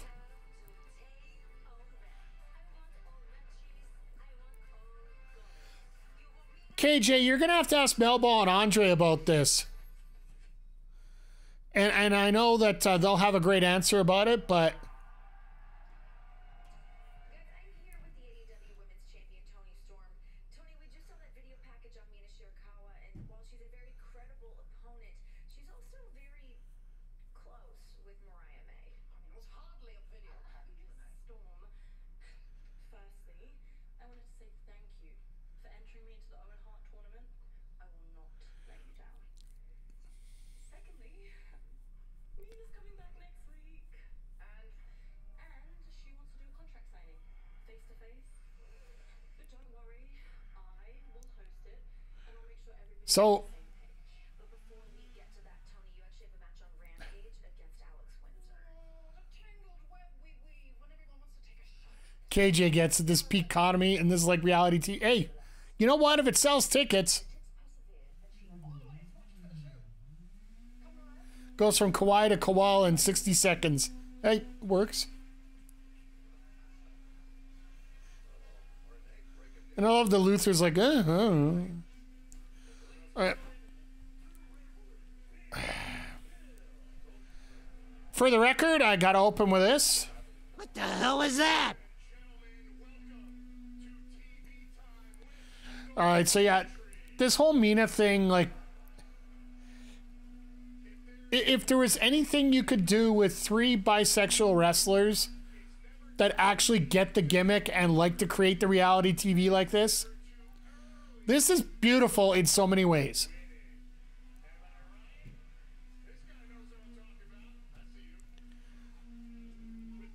But this is also another story of living up to this gimmick here perfectly. Like, Bill, apparently when Bill got stuck with Jericho and Harry,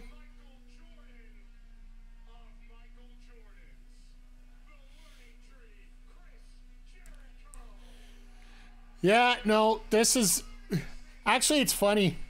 The Michael Jordan of Michael Jordans. You really want to get in somebody's case, call him the Jerry West of Jerry Wests.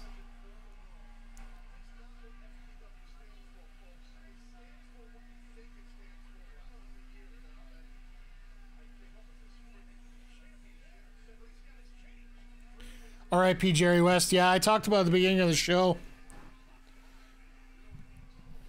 Between him and other things going on right now, it has been a little bit of a heavier afternoon. I'm glad the wrestling's pick it up so that we can enjoy what's going on. We can see more of the bounty hunters, so that's a plus. Yeah.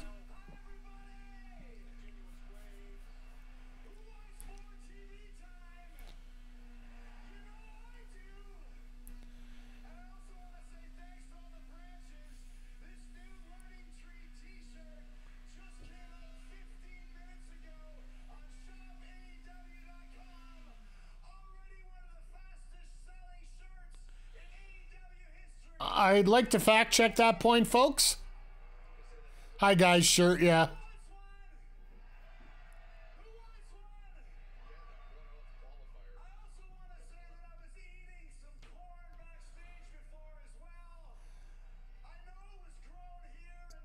Jericho deals with corn?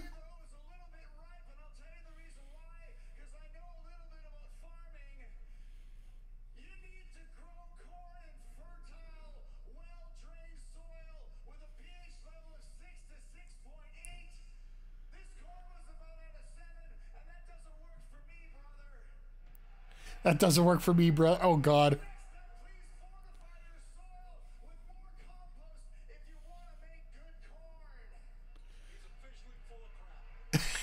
Thank you, Tony, for lining up that joke.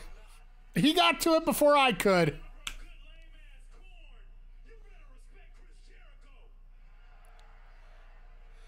So, have you guys figured out the subtle detail? I know I think I talked about it last time with this.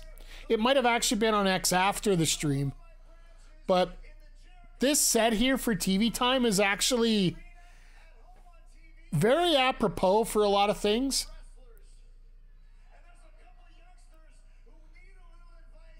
Most of the sign is most of the signs are blocked out by the background instead of having seen the crowd in the behind.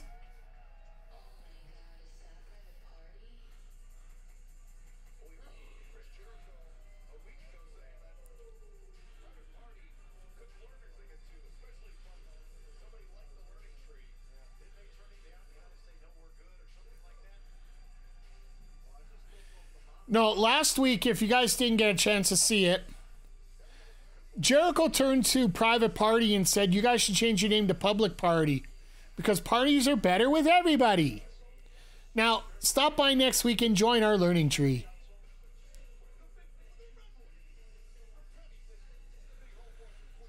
Oh my. Big Bill did, well, I guess Bill did need to learn how to dance like that if he was with Enzo for as long as he was. Which, by the way, Enzo, now known as Real One, is going to be wrestling here in in Calgary in just over 2 weeks' time here for Bret Hart's promotion, Dungeon Wrestling.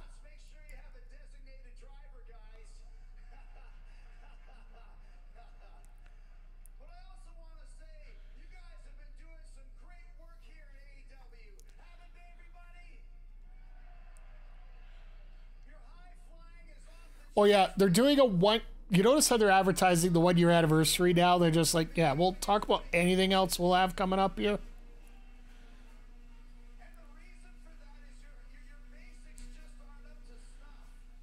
So next week, Saturday, they're doing the 1 year anniversary on Father's Day weekend with Christian Cage as the special guest. He wants to help celebrate 1 year anniversary on Father's Day weekend. This is going to be epic. This is not epic.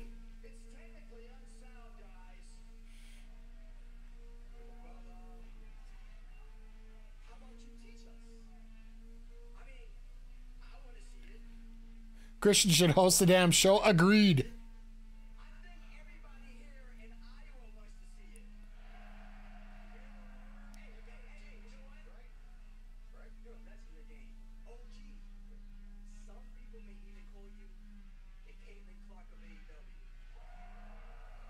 The Caitlin Clark of AEW.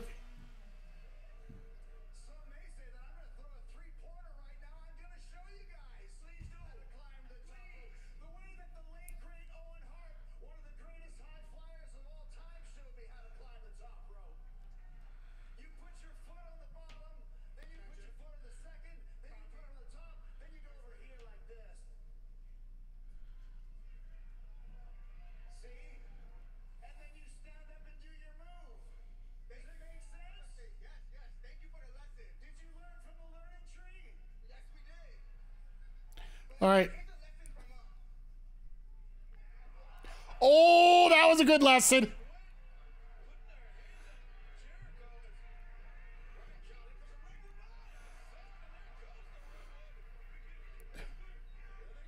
And Jericho's just sitting there in the corner all dead. Oh, Jericho just fell over. Sliding over.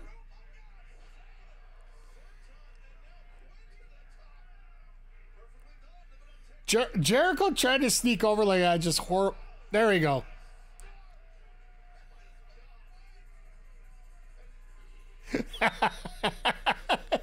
The Private Party bails. All right, well, we've had our first feud. Take the bitter, man.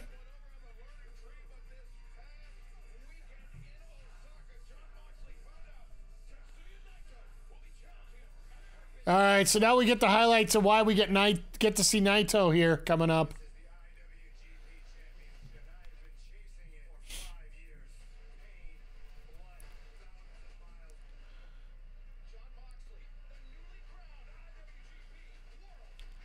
I love seeing Moxley helping out New Japan the way he is.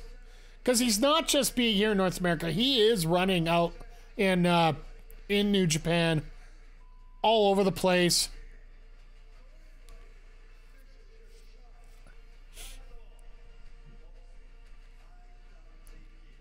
And it would be pretty cool to actually see Naito win it at an AEW show.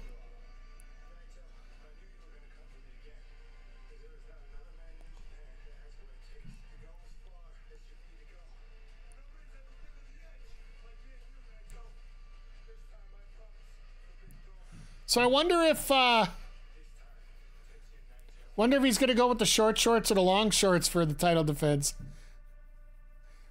Moxley probably going with the pants because he got like extra collisions to do everywhere.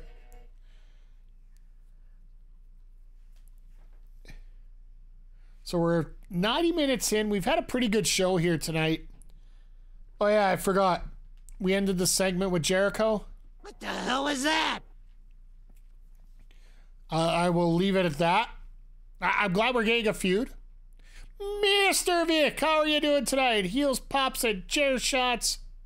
Folks, if you're not following Vic and you want to hear some good wrestling talk every Thursday, do yourselves a favor. Give yourself a little follow there. Actually, you know what? I'll do the quick shout out here. I think I can still do this properly.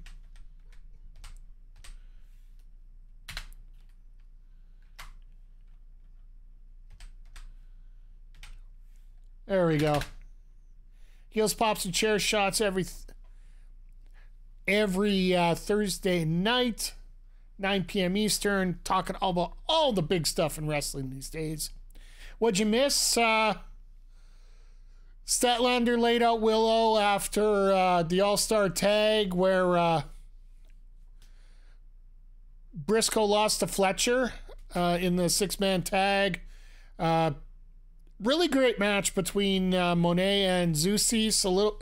Seuxis looked a little winded as we went along, but looked great. The chat was exposed to the Mina Shirakawa promo video that was latest put online. You can imagine the comments coming back from there.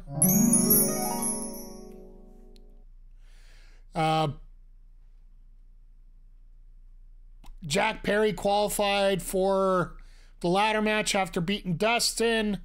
The Bucks did announce that it's going to be the Elite versus Team AEW at Blood and Guts.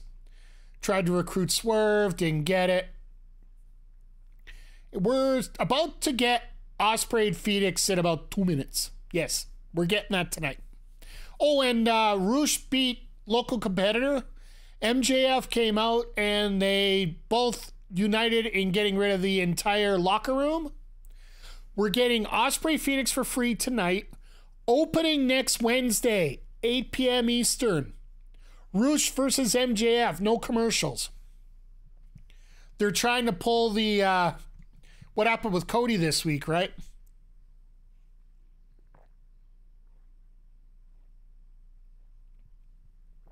Sorry, my throat was getting really dry there for a second. So yeah, we thought we were gonna get Roosh and MJF at Forbidden Door. Nope. It's the 1-year anniversary of Collision, and all we keep hearing about is how badass House of Black is. I mean, what is it? Are you returning? Are you in action? Are you sitting crisscross applesauce? What do you guys do? Oh, Austin, I know. Lights off. Lights on. Please turn the lights on and have them actually there. You guys call yourselves the Reapers of the Trio Division, but 3/4 of the Trio's can't say otherwise because all we read is, Go! House of Black! You want to get in a little action on Saturday night? How about you get a little action in with the Bang Bang Gang? Because we are the Collision Cowboys. Collision is the house that the Bang Bang Gang built. So we get the Bang Bang Boys against the House of Black on Saturday, and Christian Cage hosting a Father's Day celebration.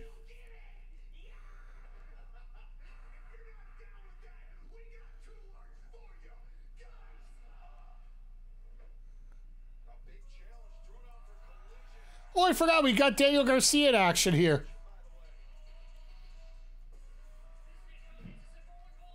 So this will be a quicker one right now. Hey! I love the new shirt too. The fact that it's not black on top of that. Even though he's wearing black trunks right now.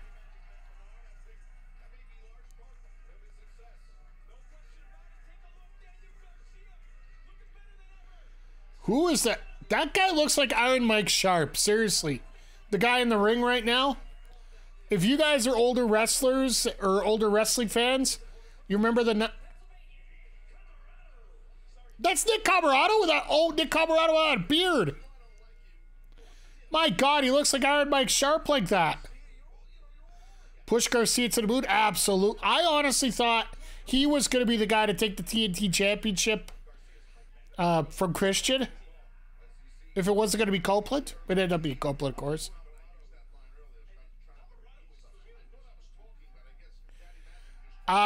Camarado actually isn't a... technically, he's not supposed to be a jobber.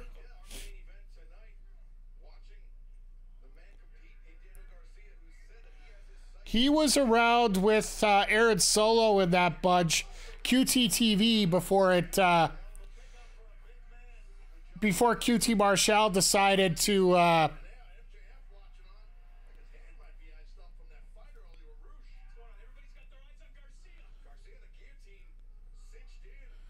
yeah, such potato, but this BS with Jacoby blows. Yeah.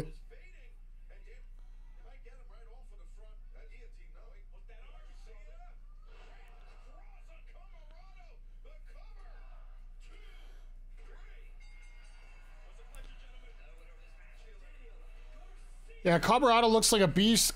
Garcia looks like a beast slayer wherever he goes. Yeah, he did get the jobber entrance. Well, QT Marshall decided that he thought he could hook up with his best friend Cody in WWE. Realized he couldn't get a job there, quit, came back, and now he's backstage only. So...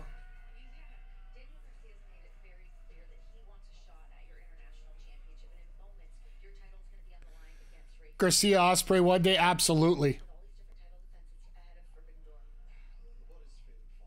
would love to stay here and talk about how sick of a wrestler Daniel Garcia is, but I've got to focus on this Phoenix match, and my mind is elsewhere with Forbidden Door, so I've got a match to deliver on, and a contract to hand over as well. See you soon, guys. So many on the list to check off before we get the rematch. Question, do you guys, chat, do you think we're going to get the rematch at Wembley between old Ricky Che against Ospreay? I think we're getting it. I think that's the whole reason why all these rumors about him not signing are probably going to come to fruition. Oh, sorry, I forgot to put that on mute because they are paying it. I think we're going to get that in front of a 50,000 crowd in England. Everybody was wondering, why are they doing this match between Swerve and Ospreay right now? This is why you do it right now. Catch it while it's hot. You can set up for either MJF or Hangman Page to highlight Wembley for the heavyweight title. I don't like the fact that the winner of the Owen Hart tournament gets to take on the champs, because it sort of limits who you can really you can't have any real surprises or anybody built up for it. You'll get somebody built up from the Owen Hart tournament to the middle of July all the way to end of August there, but it'd be nice to see somebody who is underrated get that spot, so in my opinion at least. But this is the last full break before we get our last match, because we got to hold on to our butts here in just a sec. So I'll give you the highlights of what we're going to be coming up with this week. Coming up tomorrow, I'll probably be on about 1 p.m. Eastern, 11 a.m. Mountain. Might even earlier, we'll see. Depends how things go. I've been getting up early lately, so. Tears of the Kingdom, I've done a lot of grinding offline here, so The map is mostly done. We'll show you what's going to go on there, and we're hopefully going to get to our last phenomena. So we're going to get something on that phenomena, as Mr. LL Cool J would have said. A lot more cooler than I did there, but I digress. Friday night, we're going to open up the Backbreaker Fight Club once again. Still figuring out whether we want to go old school or new school on this, but we might end up going new school with Street Fighter, or we might go old school, maybe a little Garo Mark of the Wolves. Hell, maybe even some Smash. We'll see. If people are interested, let me know if you want to join me on that. Saturday, we'll be here with AEW Collision once again, as Zodiac is... Zodiac's going to be overjoyed that that'll be the game clinching game for the Cats and Rats. It's our game. That's right. It is our game of the month with the review crew. I gotta make sure I can get it up on my X here, because it is part of the 360, the Xbox 360 marketplace. If you could still get it before it runs out, but I did buy it before. I did play it on stream before here. We just got to see what... I want to make sure I can get it on my X here, but... And then Sunday, we're doing a little MLB The Show. We got a couple new programs that have come out. I play on console, so that's why I can't really say too much on that. I understand. I'm also a big believer of paying for what... Paying if I can. I have been extorted and trodden on by every Tom, Dick, or Harry Gowan, and I'll be honest with you, it's humiliating. I'm supposed to be a bastard, but I feel like a bitch. Okay. The good news is that ends now. I am done with apathy. I'm angry again, and I am at my very best when I'm angry. So here's what's going to happen. Already have 3 cop. Fair enough. Entering the Owen Hart Cup. All right. I will be winning the Owen Hart Cup, and I will go on to claim my AEW World Championship opportunity at Wembley Stadium. Pac versus Swerve. My caliber never gets his Wembley moment, and I will be damned if a talent of my caliber never wins the biggest prize in this industry. This will be my redemption story. But one more thing. Bang bang Billy Gang. Don't you dare for 1 second think that Death Triangle has forgotten what you did to us. We don't forget. Okay. Pac versus Ospreay. I don't know. That's what I thought was going to be for the international title. But this Ricky Che guy sort of changed things up for me here. Pac versus Ospreay will be madness. This is going to be freaking madness. We're getting it on free TV. I thought for a second Ospreay had... I thought Ospreay had yellow tights on underneath. I was going to say, what is he doing? Trying to pull his inner Hulk Hogan in here? Really, anyone versus Ospreay's madness.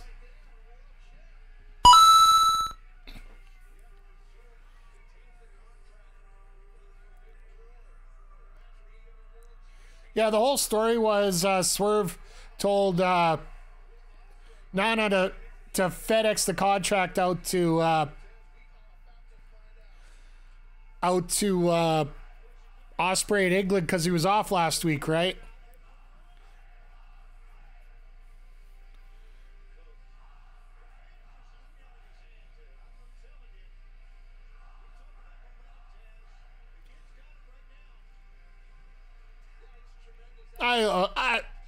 This is the moment that you love wrestling, right?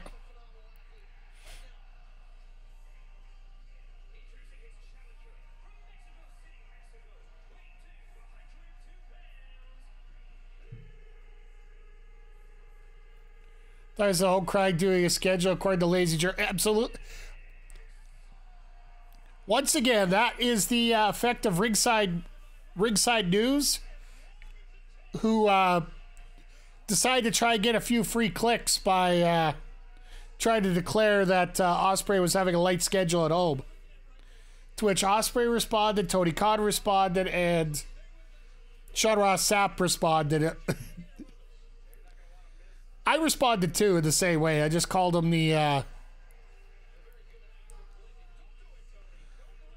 was trying to remember what I called him. Ringside News is about has the same credibility as Disco Inferno right now. Yeah, I'm going there.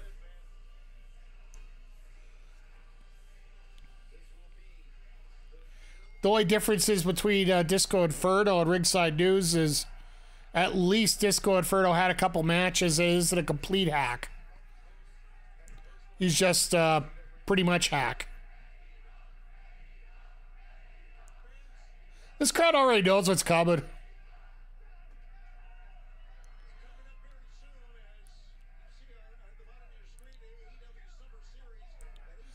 It's going to be interesting to see where that Summer Series does. They just announced that they're only going to have about 1,200 tickets available for that. It's going to be 3 weeks in a row. Oh my! Here we go! Here we go! Let's get the bike going here. It's going to be like this is going to be a dirt bike race. No limits. Go anywhere you want. Just push the hell out of this for 20 minutes.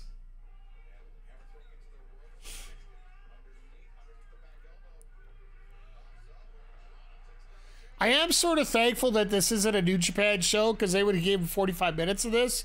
And I think one of these guys might actually die if they go 45 minutes at the pace that they're going to go here.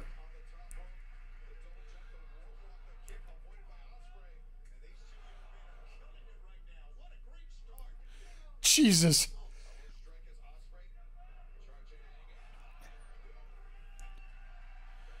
You know when you're playing 2K24 and you just keep hitting the reversal button nonstop? I got a feel that we're going to see a part of that here coming up.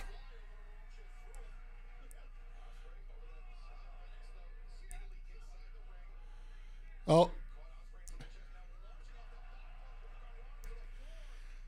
It's going to be a game of can you tag this here. Uh-oh. Jesus! You know, most people try to get in the ring. Phoenix just ping pong. Right on, next thing he goes right on you. Oh, this is a little bit of amazing here, just like you guys are. Like, without a doubt, I love hanging out with you guys here each and every time. McGee's balls. We always got to get a balls reference in here. And someday I'm going to understand why. And we'll have to get a graphic up about it too. Which I'm sure we can probably set up as a redemption somehow. I'm sure that's a baseball joke somewhere in there. I don't want to praise your balls quite yet, okay? We do have ladies in the chat here, so I just want to, you know, keep it somewhat decent once in a while here.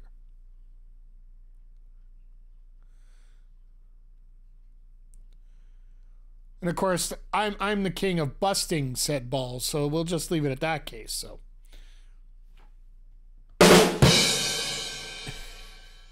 I'm usually good.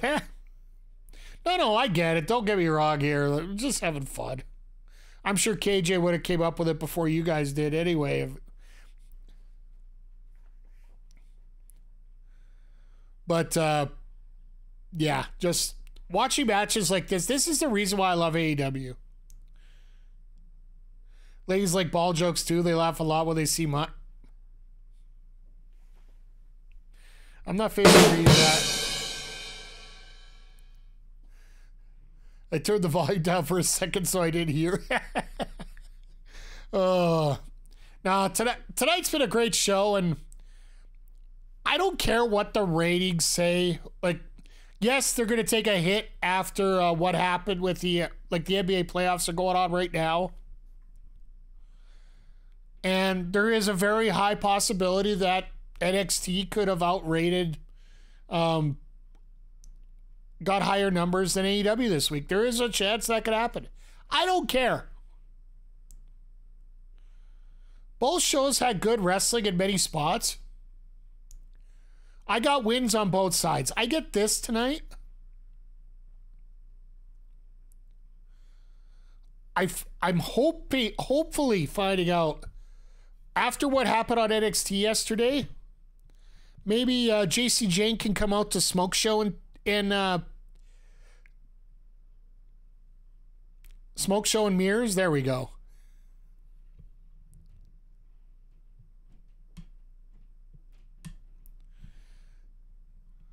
As Cody gave out the masks to JC Jane there during the segment, so. And yeah, I get it. NXT did clunk a little bit there, but next week NXT, yeah, like wrestling's going to be good now for a while. I am really scared of what's going to happen at Clash of the Castle on Saturday. Just a bit of a backstory. There's a Praise Saturn channel, another Discord channel. It started saying, praise my balls after a Praise Saturn post. Nice. I'm sure I'll be able to come up with some audio tone for that. Now, excited to see the PLE. That PLE scares me, I'll be perfectly honest. Not because I don't think the wrestling's going to be good. But could you imagine 3 matches involving Scots and none of them are going to win?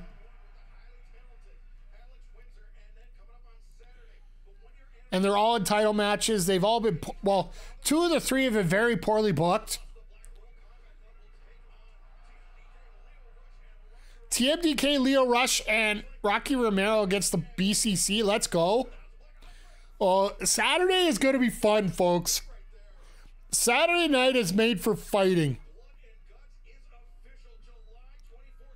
There you go, July 24th. All right, well, looks like I'm gonna have to find another victim to join me for that show, so we'll see. Not calling you a victim, Zodiac. You're a great guy. You do. Selfishly, I like having something to watch in the middle of the day. I work Saturdays, so I'm not looking forward to that. Try to catch up, but feels like when they book Clash tonight, hey, they will show up no matter what, and it's not working. Yeah.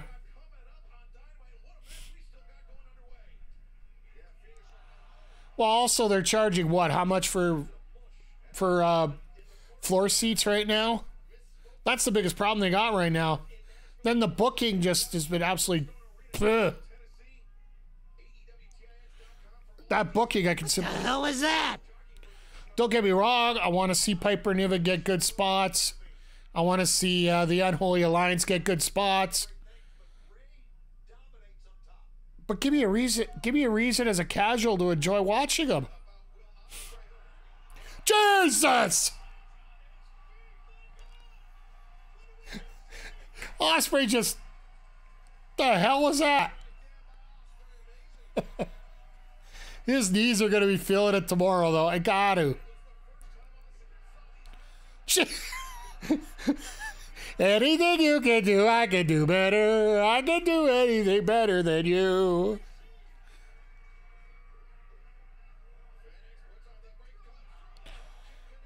If it was anybody but Jade Cargill, I would agree with you there. That there might be a title change, but... Jesus criminy.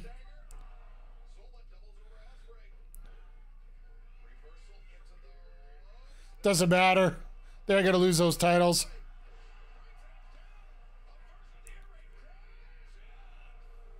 I love how he reversed the air raid crash into a bomb like that. No, if that's the way it works out, great. But I don't see Cargill and Belair losing those titles anytime soon. They got to give Jade. They got to give Jade the glory of having a championship, right? Sort of like Logan Paul getting the glory of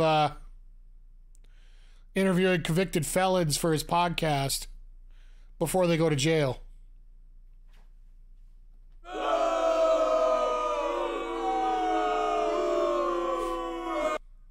He doesn't deserve the full one.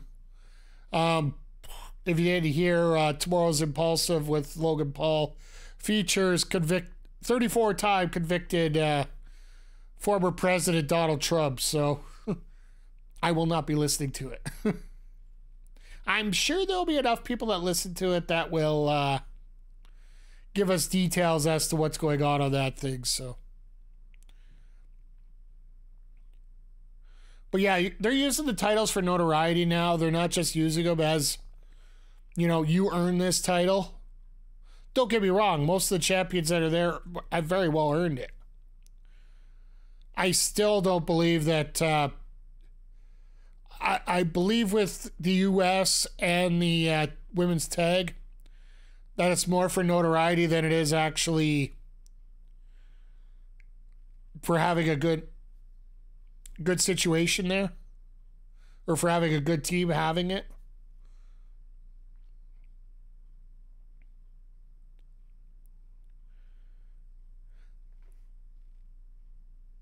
Because it's almost as soon as she loses those titles, what do you do with it, right?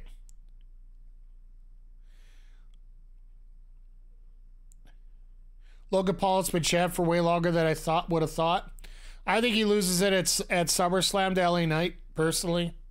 We could definitely get into a long wrestling talk segment here, but for the first time in a while, the tag titles have legit. That's the part that frustrates me the most, KJ, is the fact that I want it to be legit, and I don't think the champions are going to be the legit ones. I didn't like the TBS run of Jade here in AEW. I'm not playing favorites here. I hated both runs.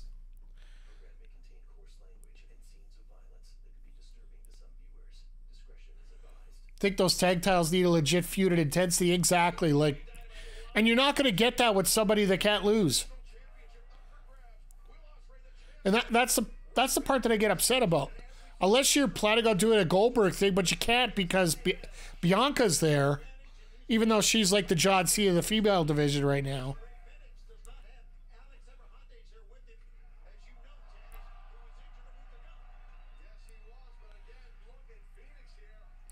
Phoenix just turning a random chop into an octopus here.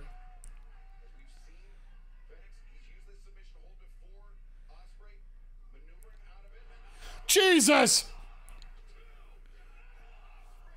Bayley and Piper have an amazing match. I'm not doubting the caliber of matches we're going to see on Saturday. I'm upset about the booking of them. Jesus!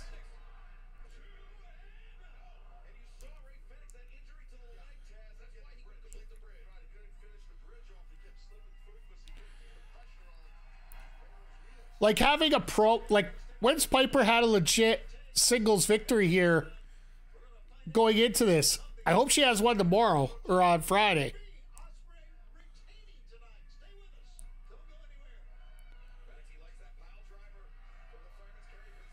Maybe Shayna and her new team.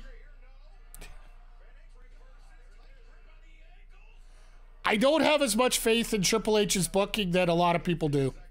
Just because he has had some good... Oh, my God.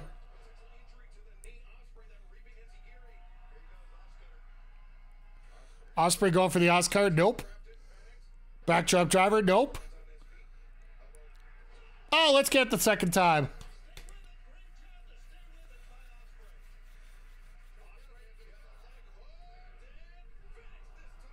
Nice counter. All right, we're going into overtime. No,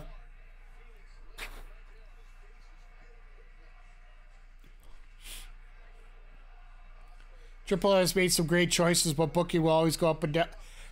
He's made some good choices. I'm not going to... Take yourself away from all the title feuds. If there isn't a title involved, I haven't seen anything decent. I'll just throw it right there. That's been booked by Triple H.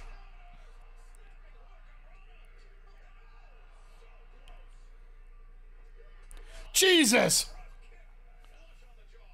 Phoenix with those kicks on the jaw. And if you want to tell me you're a good booker, book something that doesn't involve a title. A leaping hidden blade out of nowhere?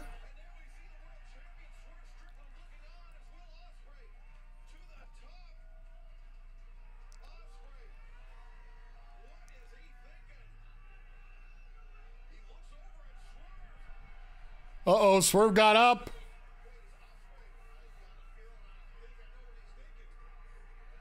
My hose. Yeah, like, they've always involved titles.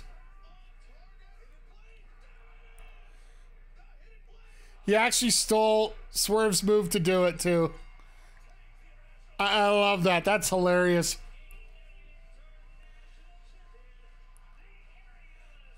It's funny, those guys in the front row right next to Swerve, they want to clap, but then, maybe not. Need his merch or say, hey. He actually has his own line of stuff, too, because he's got his own rap career and everything as well. But think of that whole tag team, right?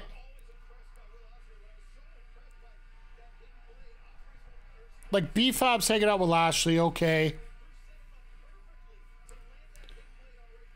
Ashante Adonis, he's somewhat working with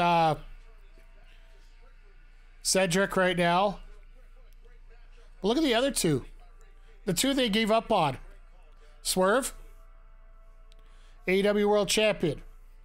AJ Francis, TNA Digital Media Champion. Going viral last week.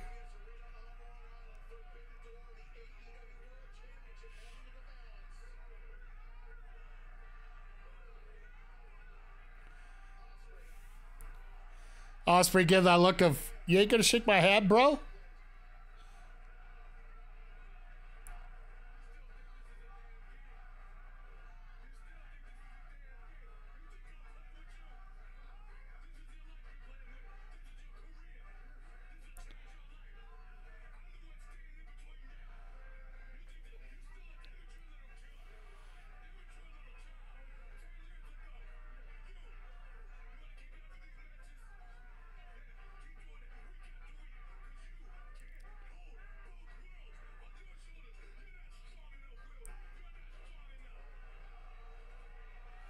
TNA is not owned by TKO.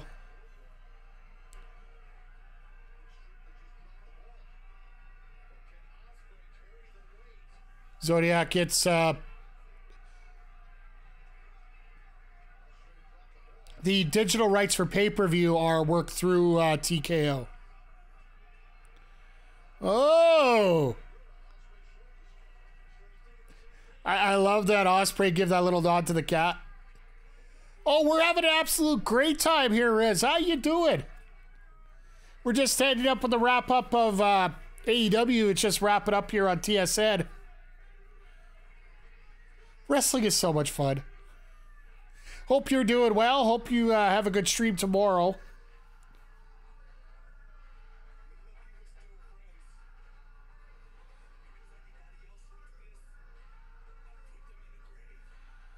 Oh, wow.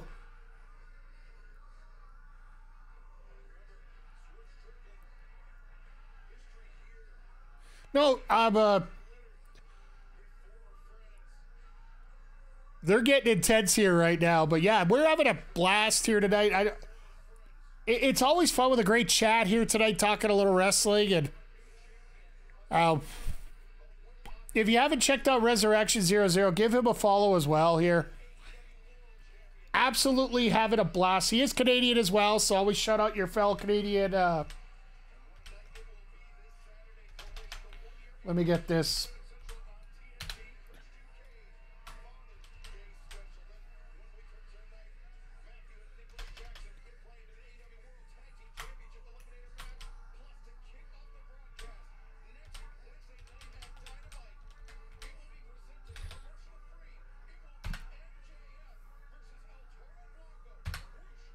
There you go. Give him a follow, folks. If you like some MLB The Show, He has a hell of a fun time here. He is Canadian. Ospreay can just get just as intense when needed. Yeah, like, he runs the spectrum. Ospreay will be the face of this company eventually. I just think they don't have to play that card right now. And we could probably do a prediction show. I hate doing predictions, though. I just want to see good matches. I don't care who wins. I like to see good stories. I like to see good stories carry out. I don't mind critiquing stuff after it's done, but before, I would rather just... You don't touch the title before you win it, Will. Yeah, like, it is bad luck that way, so something as simple as that could end up costing... could cost Swerve the title. It very well could. I still feel that we are probably going to get Ricky Che versus Will for the international title at Wembley. Could we get Pac versus Swerve? Possibly.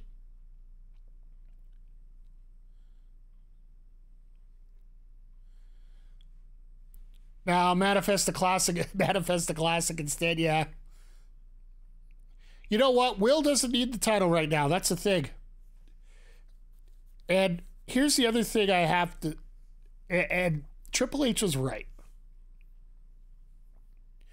In one very small sense. Swerve takes every few weeks off, or not Swerve. Will does take the occasional week off. With the increased schedule of what you're going to have to do here in North America, if you want to do the proper advertising... Maybe Ospreay needs to get used to the schedule first of coming over and going back the way he is.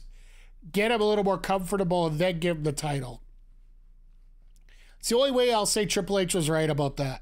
Because if you are champion, if you are the face of a company, you do have to get out there. You have to do media, even though media is the absolute worst flipping thing that AEW does not do right now. It is criminal, the advertising department that they're doing right now. They should be locked away for lack of use. Go put them in a freezer, put them on ice, maybe melt them out. Maybe because they're chilly, they'll start shaking and maybe get themselves back and get their asses in gear a little better. Because the biggest thing about AEW, and we'll probably get close to wrapping this up here in just a moment, but the biggest issue with AEW is nothing to do with the ring. And that's the most frustrating part about people that talk about AEW being that second brand, that clear second tier of wrestling. It really has nothing to do with what goes on in the ring. TNA, AEW, WWE, put all three of those against each other with the same budget, the same marketing staff to promote shows. I feel it would be very hard to notice the difference between one from the other two in North America. For the fact that, look at the promos that are coming out here, the promo videos that are coming from New Japan about these new wrestlers here. They're instantly getting you excited about bringing in these new people for the Owen Hart tournament, or Mina Shirakawa coming in for this match against Toni Storm at Forbidden Door. And we've seen many other of these packages. Scorpio Sky is another one in North American wise that has been coming out that we can look forward to seeing here very soon. If AEW could get their head straight, get their promotion done, don't sell their tickets for WWE PLE prices. Well, I jest, but I don't jest because, well, while it isn't at that range, it is getting a little higher and a little pricier for regular fans to come out and actually have an enjoyable evening. So if they could get out of their own way, I think they probably could do a million times better financially wise. Wrestling wise, you just saw 20 minutes of two of the best wrestlers in the world going at it and having a fantastic finish to it. And that's something I can repeat over and over and over and over and over again every time we watch AEW wrestling. It's all about how the world gets to know about it. Simply put.